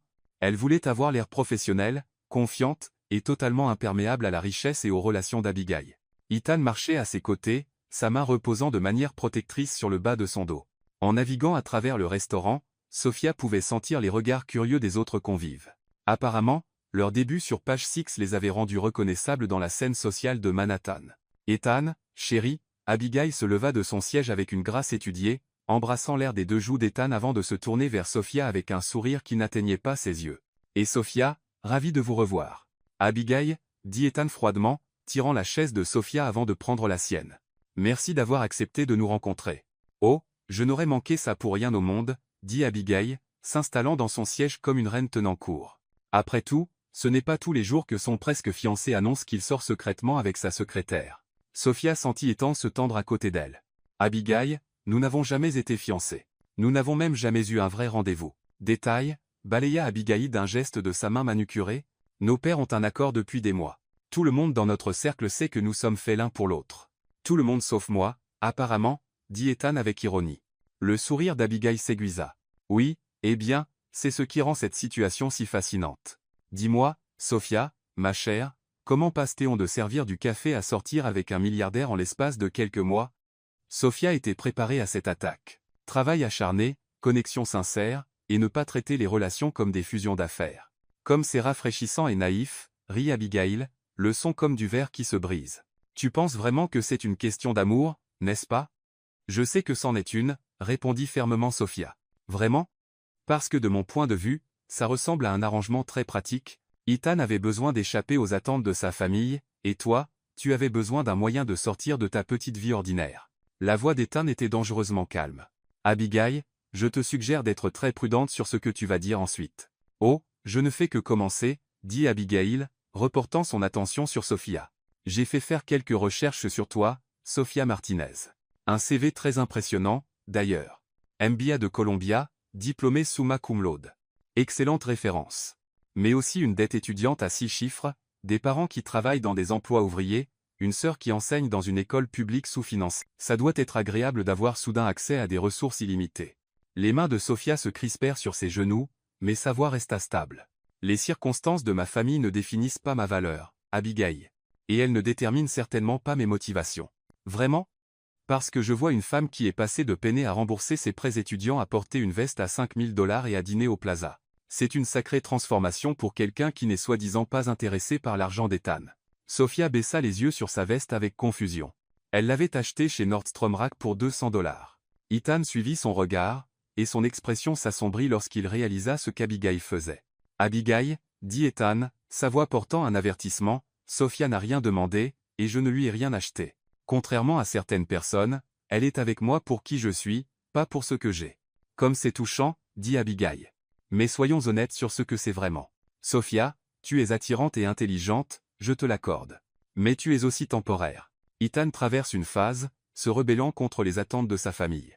Une fois qu'il se lassera de jouer à être une personne ordinaire, il se rappellera qui il est vraiment et ce dont il a vraiment besoin. Et c'est quoi? Demanda Sophia, réellement curieuse d'entendre la logique tordue d'Abigail. Une partenaire qui comprend son monde. Quelqu'un qui peut gérer la pression d'être marié à l'un des hommes les plus puissants d'Amérique. Quelqu'un qui ne l'embarrassera pas lors des galas de charité ou des réunions du conseil d'administration. Abigail se pencha en avant, sa voix devenant plus intense. Ethan a besoin de quelqu'un qui peut l'aider à construire un empire, pas de quelqu'un qui le retiendra. Vous voulez dire quelqu'un qui traitera le mariage comme une acquisition d'entreprise, dit Sophia. Quelqu'un qui sourira gentiment et ne le défiera jamais ou n'attendra jamais de lui qu'il soit une vraie personne plutôt qu'un simple compte en banque. Le masque d'Abigail glissa un instant, révélant une colère véritable. Tu n'as aucune idée de ce dont tu parles. Tu penses que l'amour suffit? Tu penses que votre petite romance de conte de fées peut survivre à la réalité de la vie des temps? L'examen des médias, les obligations sociales, la pression constante? Je pense qu'Ethan est assez fort pour gérer tout ce qui vient et assez intelligent pour choisir une partenaire qui le rend heureux plutôt que celle qui le rend misérable, répondit Sophia. Le bonheur est un luxe, Sophia. Ethan a des responsabilités. Il a un héritage à maintenir. Ethan avait écouté cet échange avec une fureur croissante, et enfin, il en avait assez entendu. Abigail, arrête. Arrête tout simplement. Ethan, j'essaie de t'aider à voir la raison. Non, tu essaies de me manipuler comme tu le fais depuis des mois. Sophia a raison sur une chose. Tu vois le mariage comme une acquisition d'entreprise, mais je ne suis pas une entreprise à acquérir. Et je ne suis pas intéressé par une épouse qui pense que l'amour est un luxe. La composure d'Abigail se fissura davantage. Elle va te briser le cœur, Ethan.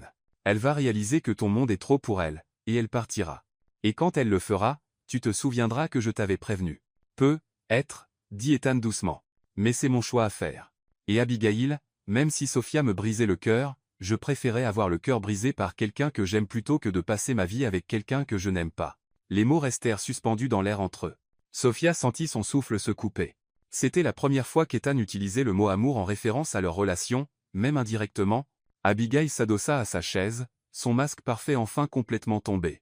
Pendant un instant, Sophia vit au-delà de l'extérieur poli la femme en dessous, quelqu'un qui était véritablement blessé et confus par le rejet d'Ethan. Je ne comprends pas, dit Abigail, et pour la première fois, sa voix semblait faible. Nous avons du sens, Ethan. Sur le papier, nous sommes parfaits l'un pour l'autre. Nos familles, nos origines, nos objectifs, tout s'aligne. Sur le papier, oui, acquiesça doucement Ethan. Mais Abigail, quand avons-nous eu une vraie conversation pour la dernière fois? Quand avons-nous ri ensemble, ou été en désaccord sur quelque chose de significatif, où nous sommes défiés à être meilleurs? Abigail ouvrit la bouche, puis la referma, clairement en quête d'une réponse. Tu es une femme remarquable, continua Ethan. Tu es intelligente, accomplie, et belle, mais nous ne faisons pas ressortir le meilleur l'un de l'autre. Nous ne l'avons jamais fait. Et elle, oui. Le regard d'Abigail se tourna vers Sophia avec un mélange de ressentiment et de curiosité sincère. Ethan se tourna pour regarder Sophia, son expression douce et émerveillée. Elle me donne envie d'être l'homme que je suis quand personne d'autre ne regarde. Elle voit à travers tous les murs que j'ai construits et, d'une certaine manière, aime encore ce qu'elle trouve en dessous. Sophia sentit des larmes lui piquer les yeux. C'était censé être une comédie, une performance pour convaincre Abigail de reculer. Mais la sincérité dans la voix d'Ethan, la vulnérabilité dans son expression, ce n'était plus de la comédie. Abigail observa cet échange avec une compréhension croissante. Tu es vraiment amoureux d'elle. Oui, dit simplement Ethan. Je le suis. Le cœur de Sophia s'arrêta. Ce n'était pas dans leur scénario. Ce n'était ni stratégique ni calculé. C'était Ethan Stonewell, PDG milliardaire, admettant ses sentiments devant la femme qu'il était censé épouser et toute la salle à manger du plaza. Abigail resta silencieuse un long moment, étudiant leur visage. Enfin, elle soupira. Eh bien, c'est humiliant. Abigail, comienza Ethan. Non, ça va. Enfin, ça ne va pas. C'est absolument mortifiant, mais... Abigail redressa les épaules, retrouvant une partie de son assurance naturelle. Je suppose que je vous dois des excuses à tous les deux. Sophia cligna des yeux de surprise. Vraiment? J'ai agi comme une enfant gâtée qui ne comprend pas pourquoi elle ne peut pas avoir le jouet qu'elle veut. Mais tu n'es pas un jouet, Ethan. Tu es une personne avec tes propres sentiments et désirs, et j'ai essayé de les outrepasser pendant des mois. L'expression d'Ethan s'adoucit. Abigail, j'aurais dû être plus clair sur mes sentiments dès le début. J'ai été lâche, et je suis désolé pour ça. Oui, tu l'as été, acquiesça Abigail avec un léger sourire. Mais je n'écoutais pas non plus quand tu essayais de me le dire. J'étais tellement convaincu que je savais ce qui était le mieux pour nous deux que je n'entendais pas ce que tu disais vraiment. Elle se tourna vers Sophia, son expression devenant plus pensive. Sophia, je te dois aussi des excuses. Mes commentaires sur tes origines et tes motivations étaient injustes et méchants. J'ai attaqué parce que je me sentais menacée. Menacée par moi? Demanda Sophia, sincèrement surprise. Parce que tu représentes. Tu es tout ce que je ne suis pas, authentique, sans prétention, capable d'aimer quelqu'un sans calculer ce que tu obtiendras en retour. J'ai passé tellement de temps à penser stratégiquement que j'ai oublié comment ressentir sincèrement. Sophia ressentit une soudaine vague de sympathie pour l'autre femme. Abigail, ça ne fait pas de toi une mauvaise personne. Ça fait de toi quelqu'un qui a été appris que les émotions sont des faiblesses au lieu de force. Peut être. Abigail sourit, et pour la première fois, son sourire atteignit ses yeux. Tu sais, je crois que je t'aime vraiment, Sophia Martinez. Ce qui est extrêmement gênant, vu que je prévoyais de te détester pour toujours. Malgré tout, Sophia rit. Je t'aime aussi quand tu ne menaces pas de détruire ma vie. À ce sujet, dit Abigail, paraissant légèrement embarrassée. J'ai être passé quelques appels ce matin à des chroniqueurs de potins, des blogueurs de société, ce genre de choses. Je prévoyais de rendre ta vie assez difficile. L'expression d'Ethan se durcit. Abigail. Mais je vais réparer ça, dit-elle rapidement. Je vais tout les rappeler et leur dire que j'avais tort, que vous êtes parfaitement adorables ensemble, et que quiconque dit le contraire devra faire face à moi. Sophia Aussaunsursil. Pourquoi ferais tout ça? Parce que, dit Abigail, ramassant son sac à main et se levant, quelqu'un qui peut faire admettre à Ethan Stonewall qu'il est amoureux au milieu du plaza mérite d'être protégé, pas détruit, et parce que je suis fatigué d'être la méchante dans l'histoire d'amour de tout le monde. Elle s'arrêta, les regardant tous les deux. Pour ce que ça vaut, je pense que vous êtes bons l'un pour l'autre. Ethan, Sophia Terrent, plus human. Et Sophia, Ethan t'aidera à réaliser que tu es extraordinaire, pas ordinaire. Abigail, dit Ethan, se levant également, que vas-tu dire à ton père et au mien? Abigail haussa élégamment les épaules. Que tu es indisponible, et que je passe à autre chose. Papa sera déçu à propos de la fusion d'affaires, mais il survivra. Quant à ton père, eh bien, il devra accepter que son fils est capable de prendre ses propres décisions en matière d'amour. Elle se tourna pour partir, puis s'arrêta. Oh, et Sophia, cette veste n'est pas à 5000 $. J'essayais de te déstabiliser, mais elle te va très bien. Sur ce, Abigail Thornton quitta le plaza avec le même panache dramatique qu'elle avait utilisé pour entrer, laissant Ethan et Sophia assis dans un silence stupéfait. Est-ce que ça vient vraiment d'arriver? Demanda finalement Sophia. Je crois qu'Abigail Thornton vient de nous donner sa bénédiction, dit Ethan, paraissant aussi confus que Sophia le ressentait. Et tu viens de lui dire que tu m'aimes? Ethan se figea. Sophia, devant la moitié de l'élite sociale de Manhattan. Je me suis laissé emporter par le moment. Si tu veux t'en tenir à l'histoire de la fausse relation. Ethan. Sophia tendit la main à travers la table pour prendre la sienne. C'était réel? Ce que tu as dit à Abigail? Ethan baissa les yeux sur leurs mains jointes, puis releva les yeux vers son visage. Chaque mot. Le cœur de Sophia battait à tout rompre. Même la partie sur l'amour? Surtout cette partie. Le pouce d'Ethan traça ses phalanges. Je sais que c'est fou. Je sais que nous nous connaissons depuis seulement 2 jours, mais Sophia, je n'ai jamais ressenti pour personne ce que je ressens pour toi. Que ressens-tu pour moi? Ethan resta silencieux un moment, choisissant soigneusement ses mots, comme si j'avais retenu mon souffle toute ma vie, et que tu es la première personne qui m'a donné envie de respirer à nouveau. Comme si j'avais joué un rôle pendant si longtemps que j'avais oublié qui j'étais vraiment, jusqu'à ce que tu arrives et vois le vrai moi. Bref, Sophia, ce qui a commencé comme une comédie est devenu la chose la plus réelle de ma vie. Sophia étudia son visage, la vulnérabilité dans ses yeux, la manière dont il se tenait si prudemment, comme s'il était préparé à ce qu'elle s'enfuit à tout moment. Cet homme, qui dirigeait des salles de conseil et prenait des décisions à des millions de $, était terrifié à l'idée qu'elle ne ressente pas la même chose. Puis-je te dire quelque chose? Dit-elle doucement. Tout ce que tu veux. Quand je me suis réveillé ce matin dans tes bras, pendant environ 30 secondes, j'ai oublié que c'était censé être faux. Ça semblait si naturel, si juste, que mon cerveau l'a simplement accepté comme réalité.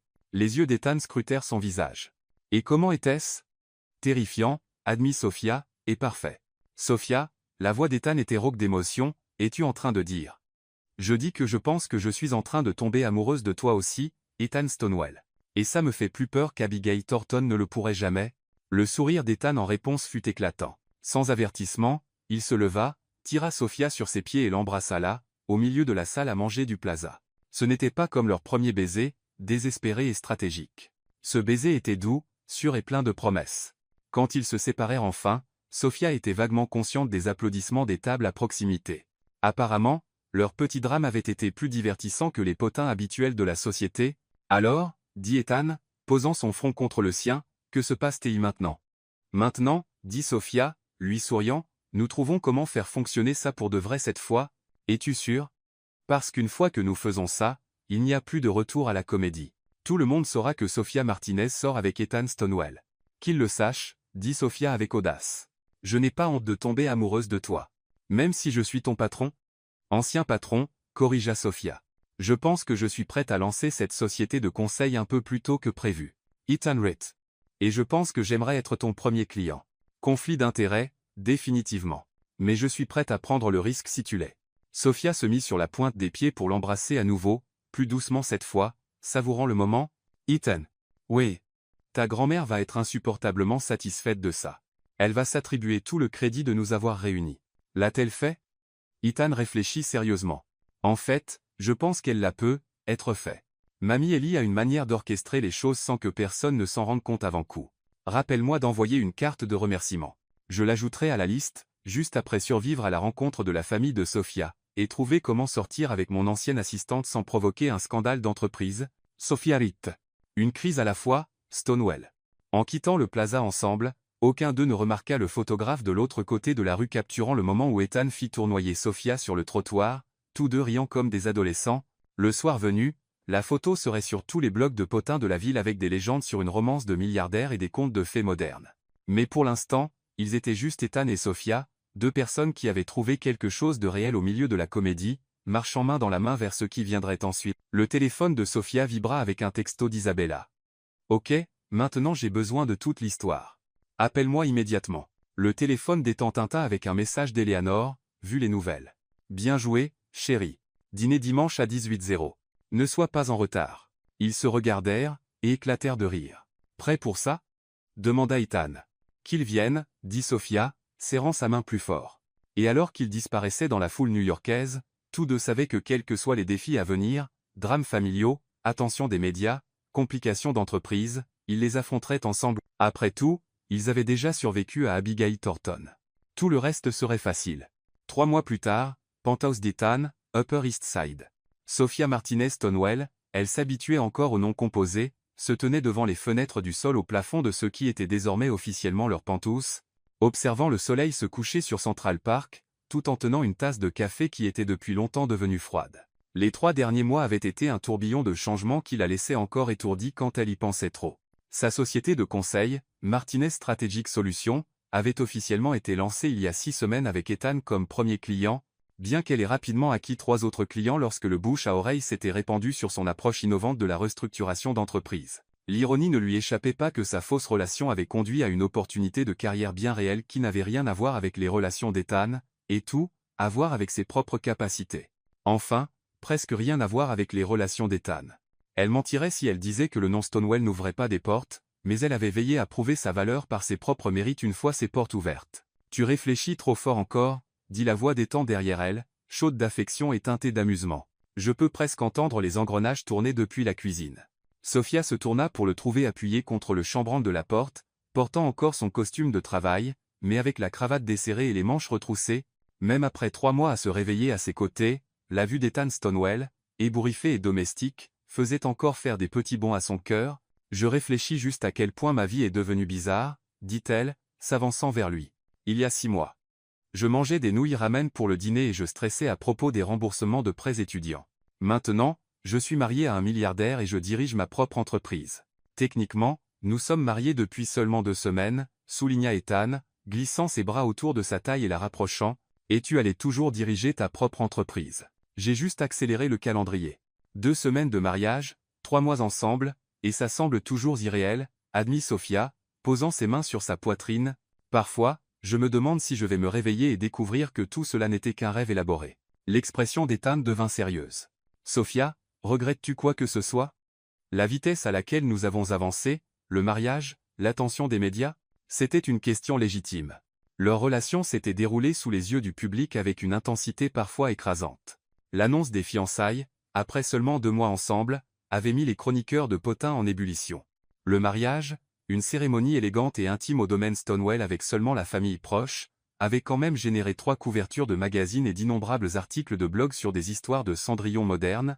La famille de Sophia avait été choquée mais soutenant, bien que sa mère regarde encore parfois Ethan comme s'il risquait de disparaître si elle clignait trop fort des yeux. La famille d'Ethan avait été ravie, Eleanor Stonewall s'attribuant tout le crédit pour avoir orchestré leur romance et laissant déjà entendre des allusions à des arrière-petits-enfants. Non, dites fermement Sophia. Je ne regrette rien. Ça a été écrasant, mais Ethan, je n'ai jamais été plus heureuse. Même quand les reporters campaient devant la maison de mes parents, ou quand cette horrible femme au gala de charité a fait ses commentaires sur mes origines, ou quand le Wall Street Journal a écrit cet article entier spéculant sur si j'étais une chercheuse d'or ou un génie, même à travers tout ça, je n'ai jamais douté que c'est exactement là où je suis censé être. Les bras d'Ethan se resserrèrent autour d'elle. L'article du Wall Street Journal avait été particulièrement brutal, remettant en question tout, des motivations de Sophia à ses qualifications et à son impact sur les décisions commerciales d'Ethan. Il avait fallu tout le contrôle de Sophia pour ne pas écrire une réponse et toute la retenue d'Ethan pour ne pas acheter le journal juste pour licencier toute l'équipe éditoriale. Cet article était nul, dit Ethan, sa voix portant encore des traces de la colère qu'il avait ressentie à sa publication. Tu as prouvé ta valeur 10 fois. Ta liste de clients parle d'elle-même. Je sais. Et honnêtement, les critiques m'ont poussé à travailler encore plus dur pour prouver qu'ils avaient tort. Il y a quelque chose de satisfaisant à réussir malgré les faibles attentes des gens. Très satisfaisant, acquiesça Ethan. Surtout quand ces gens doivent ravaler leurs mots publiquement. As-tu vu l'article de Forbes sur toi la semaine dernière? Sophia sourit. Étoile montante dans le conseil en entreprise, Sophia Martinez Stonewall prend d'assaut l'Amérique des affaires. Je les peux, être encadré. Comme tu devrais, dit Ethan avec un sourire. Bien que ma partie préférée était quand ils t'ont appelé une stratège redoutable avec une compréhension intuitive de la dynamique organisationnelle et un manque rafraîchissant de prétention. Ta partie préférée était quand ils ont mentionné que l'efficacité de ton entreprise a augmenté de 23% depuis la mise en œuvre de mes recommandations. Ça aussi, admit Ethan avec un sourire. J'aime être marié à quelqu'un de plus intelligent que moi. Tu aimes être marié à quelqu'un qui te défie, corrigea Sophia. Il y a une différence.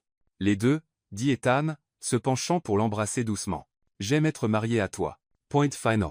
Le baiser aurait pu mener à quelque chose de plus intéressant, mais le téléphone de Sophia choisit ce moment pour sonner avec la sonnerie d'Isabella. Ta sœur a un timing impeccable, murmura Ethan contre ses lèvres. Toujours, dit Sophia, s'écartant à contre-cœur pour répondre. Salut, Bella. Sophia, Dieu merci, j'ai besoin de ton aide avec maman, dit la voix d'Isabella. Sophia mit le téléphone sur haut-parleur pour qu'Ethan puisse entendre. Au cours des 3 derniers mois, il était devenu un favori de la famille de Sophia. Malgré leur choc initial face à sa richesse et son statut, Isabella en particulier s'était attachée à lui après qu'il eut discrètement organisé un don substantiel anonyme pour le programme artistique de son école sous-financée. Qu'est-ce qui ne va pas avec maman? Demanda Sophia. Elle planifie votre pendaison de crémaillère depuis 3 semaines, et je pense qu'elle fait une crise de nerfs. Elle n'arrête pas de me demander si elle devrait servir des empanadas, ou si c'est trop ethnique pour les amis chics d'Ethan. Sophia et Ethan échangèrent un regard. La pendaison de crémaillère avait été une idée de Sophia, une manière d'officiellement présenter leur famille et amis proches à leur nouvelle vie ensemble. Mais Maria Martinez avait pris la planification aussi sérieusement qu'un dîner d'État, déterminée à prouver que la nouvelle famille de sa fille était digne de respect. Dis à maman que les amis chics d'Ethan peuvent manger des empanadas ou avoir faim, dit fermement Sophia. Et que si quelqu'un a un problème avec la culture de notre famille, ce ne sont pas vraiment nos amis de toute façon. Jaïs. Elle a dit qu'elle voulait faire bonne impression. Ethan s'approcha du téléphone. Isabella, dis à ta mère que si elle ne fait pas ces fameuses empanadas, je serai personnellement offensé. J'ai hâte d'y goûter depuis des semaines. Isabelle. Rite. Oh, tant mieux, tu es là aussi. Être que tu peux lui faire entendre raison. Elle est aussi convaincue que ta grand-mère va juger nos meubles. Ma grand-mère a grandi pendant la Grande Dépression, dit Ethan avec ironie. Elle s'intéressera plus à savoir si les meubles de ta mère sont confortables qu'à savoir s'ils sont chers.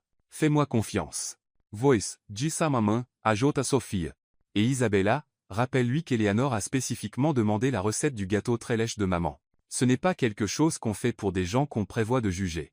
Je vais essayer, mais tu sais comment elle devient quand elle est nerveuse. Sophia savait. Maria Martinez avait élevé 2 filles pour être fière de leur héritage tout en étant parfaitement consciente de la manière dont le monde pourrait les juger pour cela. Rencontrer la famille milliardaire de son nouveau gendre faisait ressortir tous ses instincts protecteurs et ses insécurités à la fois. Nous viendrons demain pour aider avec les préparatifs, promit Sophia. Ethan peut charmer maman pour la sortir de sa spirale d'anxiété, et je m'occuperai de la logistique. Parfait. Et Sofia, merci d'avoir épousé quelqu'un qui aime vraiment notre famille au lieu de la tolérer. Après qu'Isabella eut raccroché, Ethan secoua la tête avec amusement. Ta mère est terrifiée par ma grand-mère, n'est-ce pas? Complètement. Même si elle s'entendait parfaitement au mariage. Eh bien, pour être juste, Mamie Ellie peut être intimidante quand elle le veut. Tu te souviens quand elle a fait pleurer ce promoteur immobilier lors de l'enchère caritative? C'était différent. Il essayait de frauder l'hôpital pour enfants. Vrai. Ta mère n'a rien à craindre. Mamie Ellie l'aime déjà. Sofia s'adossa à la poitrine d'Ethan, sentant ses bras se refermer autour d'elle à nouveau. C'est étrange, n'est-ce pas? À quelle vitesse nos familles se sont mélangées. Étrange bon ou étrange mauvais? Étrange merveilleux. J'attends toujours que l'autre chaussure tombe, que quelque chose tourne mal. Ethan resta silencieux un moment, et Sofia pouvait le sentir réfléchir. Sofia, puis-je te dire quelque chose qui pourrait sembler fou? Après tout ce que nous avons traversé, je pense que je peux gérer le fou. Je ne pense pas que quelque chose va mal tourner. Je pense que nous allons être l'un de ces couples qui font que ça semble facile. Sofia se tourna dans ses bras pour le regarder. Qu'est-ce qui te fait dire ça? Parce que nous avons déjà survécu à la partie la plus difficile. Nous avons commencé avec un mensonge et trouvé la vérité. Nous avons traversé l'examen public, les drames familiaux, et les politiques d'entreprise. Nous avons été testés de manière dont la plupart des couples ne le sont jamais, et nous en sommes sortis plus forts. Nous sommes aussi tombés amoureux en 2 jours et mariés après 3 mois, souligna Sofia. Ce n'est pas exactement une recette pour la stabilité. Vraiment, Sofia? Nous n'avions pas le luxe de prendre les choses lentement ou de prétendre être des personnes que nous ne sommes pas. Nous devions être vrais l'un avec l'autre dès le début parce que les enjeux étaient trop élevés pour jouer. Sofia réfléchit à cela. Tu penses que la fausse relation nous a en fait aidé à construire une vraie? Je pense que ça nous a forcés à être honnêtes sur ce que nous voulions et qui nous étions. La plupart des couples passent des mois ou des années à se révéler soigneusement l'un à l'autre. Nous avons dû plonger directement dans le grand bain. Et tu penses que c'est mieux pour nous? Oui, Sofia. Je savais que je voulais t'épouser après une semaine. Pas à cause d'un fantasme romantique, mais parce que je t'avais déjà vu gérer la pression, te défendre, charmer ma famille, et me défier d'être meilleur. Je t'avais vu en colère, nerveuse, confiante, et vulnérable. La plupart des gens n'ont pas une image aussi complète avant des années ensemble. Sofia sentit des larmes lui piquer les yeux. Quand tu le dis comme ça semble presque rationnel. Presque, acquiesça Ethan avec un sourire. Bien que je ne sois toujours pas sûr de comment nous expliquerons à nos futurs enfants que maman et papa sont tombés amoureux parce que papa avait besoin d'une fausse petite amie pour éviter un mariage arrangé, nous trouverons quelque chose, dit Sofia, se mettant sur la pointe des pieds pour l'embrasser. Peut-être leur dirons-nous que c'était le coup de foudre. Était-ce le cas? Sofia repensa à ce premier matin dans le bureau d'Ethan quand il avait fait irruption, ressemblant à un ouragan ébouriffé et frustré. Elle se souvenait du moment où leurs regards s'étaient croisés, de l'étincelle immédiate de conscience, de la manière dont il l'avait regardée comme si elle était une énigme qu'il voulait résoudre. Être pas l'amour au premier regard, dit-elle lentement. Mais définitivement une reconnaissance, comme si une partie de moi savait que tu allais être important. Yele ressenti aussi, admit Ethan. Même avant de t'embrasser, il y avait quelque chose chez toi qui semblait familier, comme si je t'avais attendu sans le savoir. Ils restèrent là un moment, enveloppés l'un dans l'autre et dans le calme contentement de leur vie ensemble. Dehors, la ville bourdonnait de son énergie habituelle, mais à l'intérieur de leur maison, tout semblait paisible et juste. Ethan. Dit finalement Sofia. Sauf. J'ai quelque chose à te dire. Ethan s'écarta pour la regarder, notant la légère nervosité dans sa voix. Quelque chose de bon ou de mauvais? Quelque chose de bon. Je pensais. J'espère. Sofia prit une profonde inspiration. J'ai reçu un appel d'Abigail aujourd'hui. Les sourcils d'Ethan se haussèrent. Abigail Thornton? Que voulait-elle? M'offrir un emploi. En fait, l'entreprise de son père cherche un consultant stratégique pour une expansion majeure, et elle m'a recommandé. Ce serait un contrat énorme, Ethan. Assez grand pour établir ma firme comme un acteur majeur dans l'industrie. L'expression d'Ethan resta soigneusement neutre. Et comment te sens-tu à l'idée de travailler avec Abigail? Honnêtement, je pense que ça pourrait être bénéfique pour nous deux. Elle est brillante dans ce qu'elle fait, et je respecte son professionnalisme. De plus, il y a quelque chose de poétique à ce qu'elle m'aide à réussir après avoir initialement essayé de me détruire. Veux-tu accepter le poste? Sofia scruta son visage à la recherche d'un signe d'inconfort ou de jalousie. Veux-tu que je l'accepte? Je veux que tu fasses ce qui te rend heureuse et t'aide à construire la carrière que tu veux. Si cela signifie travailler avec mon ex-presque fiancé, je gérerai toute bizarrerie qui pourrait survenir. Il n'y aura pas de bizarrerie, dit Sofia avec confiance. Abigail et moi sommes en quelque sorte devenus amis. Elle m'envoie des articles sur la stratégie d'entreprise, et je lui envoie des mises à jour sur mes projets. C'est agréable d'avoir une autre femme à qui parler qui comprend le monde de l'entreprise. De plus, elle connaît probablement tous les potins de notre cercle social, ajouta Ethan avec amusement. Ça aussi. Savais-tu qu'Elizabeth Morrison a une liaison avec son professeur de tennis? Je ne le savais pas, et je ne suis pas sûr de vouloir le savoir, Sophia rit. Désolé. Mais sérieusement, Ethan, je pense qu'Abigail et moi avons trouvé un moyen d'être amis. Elle n'est plus la même personne qui nous a confrontés au plaza. Les gens changeant, acquiesça Ethan. Surtout quand ils arrêtent d'essayer de forcer la vie à correspondre à leurs attentes et commencent à s'adapter à ce qui se passe réellement. En parlant de s'adapter à ce qui se passe réellement, dit Sophia, son ton devenant plus sérieux, il y a autre chose dont nous devons parler. L'expression d'Ethan devint alerte. D'accord. Ta réunion du conseil la semaine prochaine. Je sais qu'ils vont à nouveau parler de notre mariage. La mâchoire d'Ethan se crispa. Qu'ils le fassent. Notre vie personnelle ne les regarde pas. Ça l'est quand certains d'entre eux pensent que je suis une distraction ou un handicap. Ethan, je ne veux pas être la raison pour laquelle tu as des problèmes avec ton conseil. Sophia, tu n'es pas un problème. Tu es la meilleure chose qui me soit jamais arrivée, professionnellement et personnellement. Mon travail n'a jamais été meilleur. Mes décisions n'ont jamais été plus claires. Et je n'ai jamais été plus motivé à réussir. Je le sais, et tu le sais, mais certains de tes membres du conseil me voient toujours comme la secrétaire qui a séduit le patron. Alors ce sont des idiots qui ne méritent pas leur position. Sophia prit ses mains dans les siennes. Ethan, j'y ai beaucoup réfléchi, et j'ai une idée. Je t'écoute. Et si je présentais au conseil? Leur montrer exactement ce que je fais, comment mon travail a bénéficié à la Stonewell Corporation, et quels sont mes plans pour Martinez Strategic Solutions? Les laisser voir par eux-mêmes que je ne suis pas une distraction cherchant de l'or, mais une femme d'affaires légitime qui se trouve être mariée à leur PDG. Ethan resta silencieux un long moment, réfléchissant. Sophia, tu n'as pas à prouver quoi que ce soit, à qui que ce soit. Je n'ai pas à le faire, mais je veux le faire. Ethan, je t'aime, et j'aime notre vie ensemble, mais j'aime aussi mon travail, et je veux être prise au sérieux dans cette industrie. Si présenter au conseil aide à accomplir cela, alors ça en vaut la peine.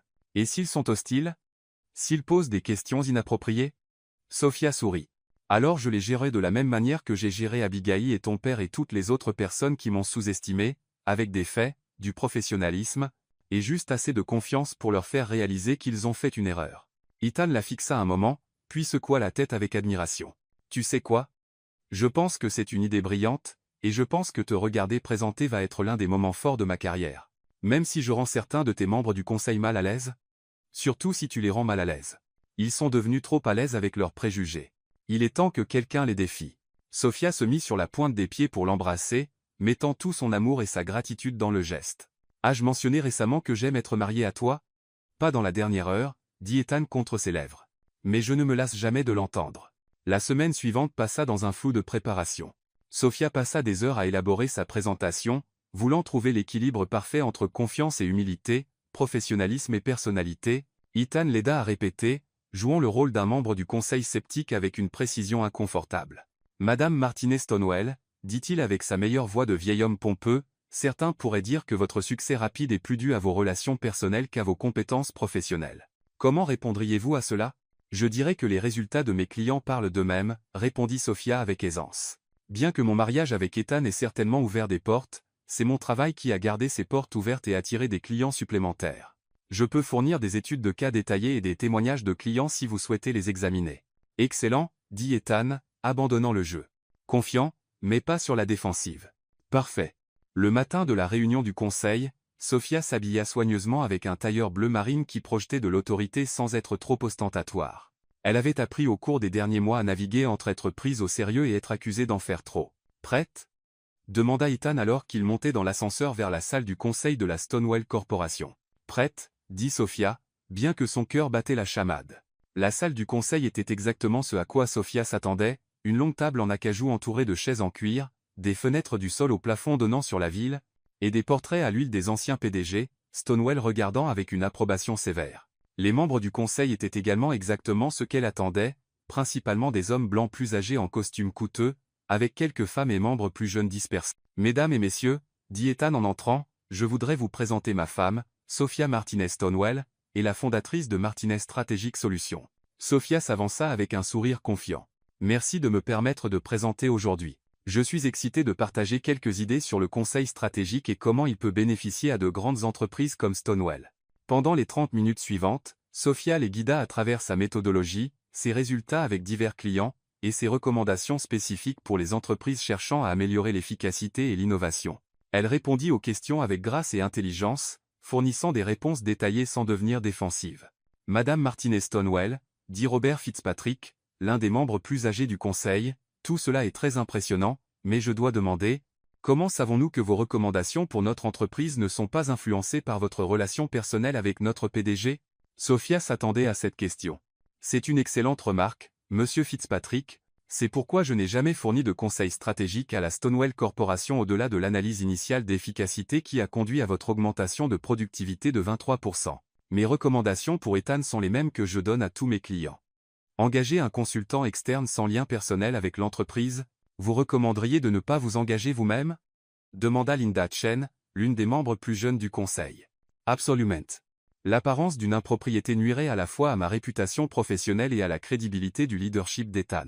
Cependant, je serais ravi de recommander plusieurs excellents consultants qui pourraient fournir l'analyse stratégique dont la Stonewell Corporation a besoin pour son expansion à venir. La salle resta silencieuse un moment alors que les membres du conseil absorbaient cela. Sophia pouvait voir la surprise sur plusieurs visages. Il s'attendait clairement à ce qu'elle essaie de tirer parti de son mariage pour des opportunités d'affaires. C'est assez rafraîchissant, dit Margaret Whitfield, la membre du conseil la plus ancienne. La plupart des consultants cherchent à élargir leur base de clients, pas à recommander des concurrents.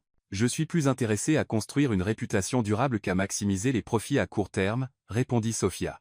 À long terme, des pratiques commerciales éthiques et la satisfaction des clients valent plus que n'importe quel contrat individuel. Après que Sophia eut terminé sa présentation et quitté la pièce, Ethan rejoignit la réunion du conseil pour trouver une atmosphère très différente de celle qu'il avait prévue. Ethan, dit Robert Fitzpatrick, je vous dois des excuses. J'avais des inquiétudes concernant l'impact de votre mariage sur votre jugement professionnel, mais après avoir rencontré votre femme, je peux voir qu'elle est une femme d'affaires remarquable à part entière. Elle l'est certainement, acquiesce Linda Chen. J'ai été particulièrement impressionné par ses normes éthiques. Recommander, de ne pas s'engager elle-même montre une réelle intégrité. Alors, sommes-nous tous d'accord? Demanda Ethan. Plus de questions sur si mon mariage affecte ma capacité à diriger cette entreprise? Je pense que votre femme vient de prouver que, si quoi que ce soit, votre mariage a amélioré votre jugement, dit Margaret Whitfield avec un sourire. Quiconque peut trouver une partenaire aussi intelligente et éthique sait clairement prendre de bonnes décisions. Ce soir-là, Ethan et Sophia célébrèrent dans leur restaurant préféré, pas les endroits à la mode et coûteux qu'Ethan fréquentait autrefois, mais un petit restaurant italien dans l'ancien quartier de Sofia où la nourriture était incroyable et l'atmosphère chaleureuse et sans prétention. À la survie de ta première présentation au conseil d'entreprise, dit Ethan, levant son verre de vin. À avoir un mari qui soutient ma carrière même quand c'est compliqué, répondit Sophia, faisant teinter son verre contre le sien. Alors, quoi de neuf pour Martinez Strategic Solutions? Eh bien, je prends définitivement le contrat de Thornton Industries, et j'ai 2 autres clients potentiels intéressés par mes services.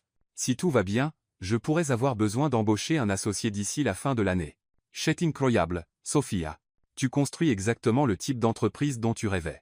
Nous la construisons, corrigea Sophia. Ethan, rien de tout cela n'aurait été possible sans ton soutien. Pas seulement l'opportunité initiale, mais tout depuis. Tu as cru en moi-même quand je ne croyais pas en moi-même. Tu aurais réussi avec ou sans moi, dit fermement Ethan. Peut-être que ça aurait pris plus de temps, mais Sophia, tu es trop talentueuse et trop déterminée pour échouer. Peut-être, mais je suis contente de ne pas avoir eu à le découvrir. Ils mangèrent dans un silence confortable pendant un moment, chacun perdu dans ses pensées. Enfin, Sophia tendit la main à travers la table pour prendre celle d'Ethan. Ethan. Oui. J'aime notre vie. Tout ça. Le chaos, l'attention des médias, les drames familiaux, et les complications d'affaires. J'aime que nous construisions quelque chose ensemble. Même quand les reporters nous suivent au supermarché. Même là, bien que je trouve toujours ridicule que quelqu'un se soucie du type de céréales que nous achetons. Céréales complètes. Apparemment très responsable de notre part, taquina Ethan. Sophia Ritt. J'aime que tu puisses plaisanter à ce sujet maintenant. Tu te souviens à quel point tu étais stressé par l'attention des médias au début? J'étais terrifié à l'idée que tu décides que ça n'en valait pas la peine, admis Ethan, que tu te lasses d'être sous les projecteurs et que tu partes. Jamais, dit fermement Sophia. Ethan, je voulais dire ce que j'ai dit dans nos vœux de mariage. Je suis là pour le long terme, cirque médiatique et tout. Bien, dit Ethan, portant sa main à ses lèvres pour presser un doux baiser sur sa paume. Parce que j'ai des plans pour nous. Quel genre de plan? Le genre qui implique de vieillir ensemble et d'embarrasser nos enfants avec des histoires sur comment nous nous sommes rencontrés. J'aime ces plans, dit doucement Sophia. Alors qu'ils rentraient chez eux à travers les rues animées de New York, main dans la main comme n'importe quel autre couple amoureux, Sophia réfléchit à tout le chemin parcouru depuis ce premier baiser désespéré dans le bureau d'Ethan. Ce qui avait commencé comme un mensonge était devenu la chose la plus vraie de sa vie. « Ethan, dit-elle alors qu'ils atteignaient leur immeuble, tu te souviens quand tu m'as demandé ce qui se passe demain ? Bien sûr. Je pense que j'ai enfin une réponse. » Ethan s'arrêta de marcher et se tourna pour lui faire face, son expression curieuse et tendre. « Que se passe-t-il demain, Sophia Martinez-Stonewell ?» Sophia sourit à son mari, cet homme impossible qui avait changé tout son monde avec un seul baiser impulsif. « Demain, nous nous réveillons ensemble. Nous prenons un café, lisons le journal. Et nous disputons pour savoir à qui c'est le tour de faire la vaisselle. Demain, je vais travailler à construire l'entreprise de mes rêves, et tu vas travailler à diriger ton empire familial. Demain, nous dînons avec nos familles, rions aux histoires de ta grand-mère, et écoutons ma mère s'inquiéter de savoir si nous mangeons assez de légumes, et le lendemain, la même chose. Et le jour d'après, et le jour d'après encore. Ethan, demain nous serons mariés l'un à l'autre. Et le lendemain, et chaque jour pour le reste de nos vies. » Le sourire d'Ethan était radieux. « Je ne peux pas penser à quelque chose que je veux plus. Pas même une vie tranquille sans paparazzi et réunions du conseil et drames familiaux ? Surtout pas ça, dit Ethan, la rapprochant de lui. Sophia, le calme tuait. Tu as apporté du bruit, du chaos et de la couleur dans ma vie, et je ne veux jamais revenir à la façon dont les choses étaient avant. » Alors qu'ils montaient dans l'ascenseur jusqu'à leur pentouse, Sophia pensa à quel point cette folle histoire d'amour avait parfaitement fonctionné. Ils avaient commencé avec une fausse relation conçue pour résoudre les problèmes familiaux d'Ethan et fini avec un vrai mariage qui avait résolu des problèmes dont aucun d'eux n'avait réalisé qu'ils avaient. « Ethan, dit Sophia alors qu'ils atteignaient leur porte. Oui. Je pense que nous allons être dégoûtamment heureux ensemble. Absolument dégoûtant, acquiesça Ethan, déverrouillant leur porte et la tirant à l'intérieur. J'ailletais. Et alors que la porte se refermait derrière eux, fermant le monde dehors et les laissant seuls dans la maison qu'ils avaient construite ensemble, Sophia Martinez-Stonewell savait avec une certitude absolue qu'elle était exactement là où elle devait être. La fausse relation qui avait commencé avec un baiser désespéré était devenue un vrai mariage construit sur l'amour, le respect, et le type de partenariat qui rend deux personnes plus fortes ensemble qu'elles ne pourraient jamais l'être séparément. C'était, pensa Sophia alors qu'Ethan la faisait tournoyer dans leur salon sur une musique imaginaire, la fin parfaite de leur histoire d'amour imparfaite, impossible, absolument parfaite. Épilogue. 1 an plus tard. Et voilà, dit Sophia, regardant l'audience de jeunes professionnels en affaires, pourquoi je recommande toujours d'être authentique dans vos relations avec les clients, même quand, surtout quand, les enjeux sont élevés. Elle prononçait le discours d'ouverture à la conférence annuelle sur l'entrepreneuriat de Columbia, partageant les leçons qu'elle avait apprises en construisant Martinez Stratégique. Solution d'une opération solo à une firme avec 12 employés et des clients dans 3 industries. Dans l'audience, Ethan regardait sa femme dominer la scène avec la même confiance et grâce qu'elle apportait à tout le reste de sa vie. Il ressentait encore un frisson à regarder Sophia dans son élément, qu'elle présente à des clients potentiels, débatte de stratégie avec son équipe, ou charme sa grand-mère lors des dîners du dimanche. Maintenant, continua Sophia, je vais prendre quelques questions avant de conclure. Une jeune femme au 3e rang leva la main. Madame Martinez-Stonewell, il y a eu des rumeurs persistantes sur la manière dont vous avez débuté en affaires. Certains disent que vous n'avez réussi qu'en épousant Ethan Stonewell. Comment répondez-vous à cela? Sophia sourit, totalement imperturbable par la question qu'on lui avait posée sous diverses formes des dizaines de fois au cours de l'année écoulée. Je réponds en disant que mon mariage avec Ethan m'a certainement ouvert des portes, et je n'ai jamais prétendu le contraire. Mais voici le truc avec les portes, elles ne restent ouvertes que si vous prouvez que vous méritez de les franchir. Elle fit un geste vers l'écran de présentation derrière elle, qui montrait les témoignages de clients et les métriques de succès de Martinez Strategic Solutions. Mon travail parle de lui-même. Oui, être marié à Ethan m'a donné des opportunités que je n'aurais être pas eu autrement, mais garder ces opportunités, construire dessus, et créer une entreprise durable. Tout cela était une question de prouver ma valeur par des résultats. La jeune femme hocha la tête, apparemment satisfaite de la réponse. Quelqu'un d'autre? Demanda Sophia. Un jeune homme près du fond leva la main. Quel conseil donneriez-vous à quelqu'un qui lance sa propre société de conseil? Soyez prêt à travailler plus dur que vous ne l'avez jamais fait dans votre vie, dit immédiatement Sophia. Soyez prêt à remettre en question tout ce que vous pensez savoir sur les affaires et sur vous-même. Et surtout, soyez prêt à être honnête avec vos clients, avec votre équipe, et avec vous-même sur ce dont vous êtes capable. Elle marqua une pause, réfléchissant. Et souvenez-vous que le succès ne se résume pas à gagner de l'argent ou à construire une grande entreprise.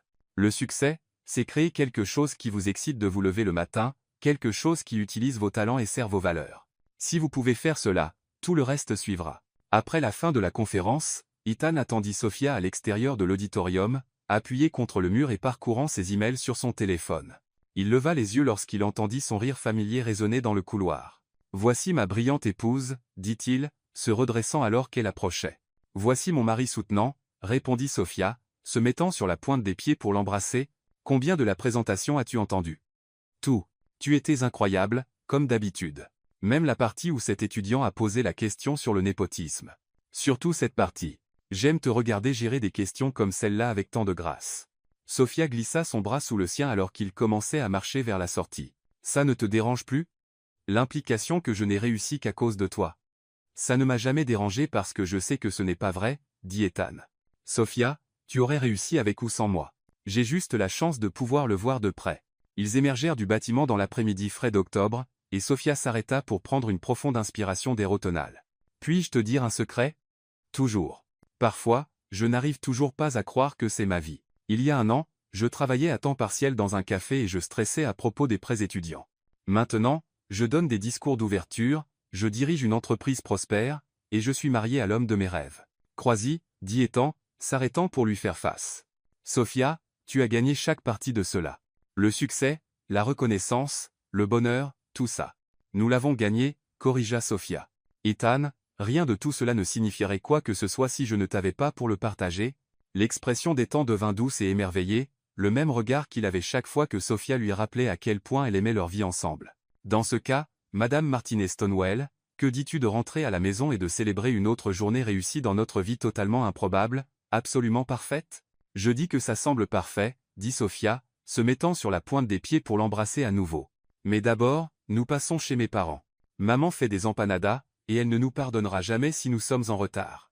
Ouvre la voie, dit Ethan, prenant sa main. Je ne manquerai les empanadas de ta mère. Pour rien au monde. » Alors qu'ils traversaient le campus de Columbia où ils avaient autrefois prétendu s'être rencontrés, Sophia réfléchit à la part de vérité qu'il y avait dans leur ancienne histoire de couverture. Ils s'étaient trouvés grâce à une combinaison d'ambition, de détermination, et de pure chance. Les détails étaient peu, être fabriqués, mais l'essence était réelle. « Ethan, dit Sophia alors qu'ils atteignaient la station de métro. Oui. Je suis vraiment contente que tu aies eu besoin d'une fausse petite amie ce jour-là. » Ethan rit, le son riche, chaleureux et plein de joie. Sophia Martinez-Stonewell, c'était la meilleure pire décision que j'ai jamais prise. Aux mauvaises décisions qui se révèlent parfaites, dit Sophia, serrant sa main alors qu'ils descendaient dans le métro, rentrant chez eux dans leur vie merveilleusement chaotique, magnifiquement réelle ensemble.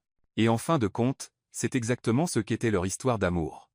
Une mauvaise décision qui s'est révélée être la meilleure chose qui leur soit jamais arrivée, une fausse relation qui est devenue la chose la plus vraie de leur vie.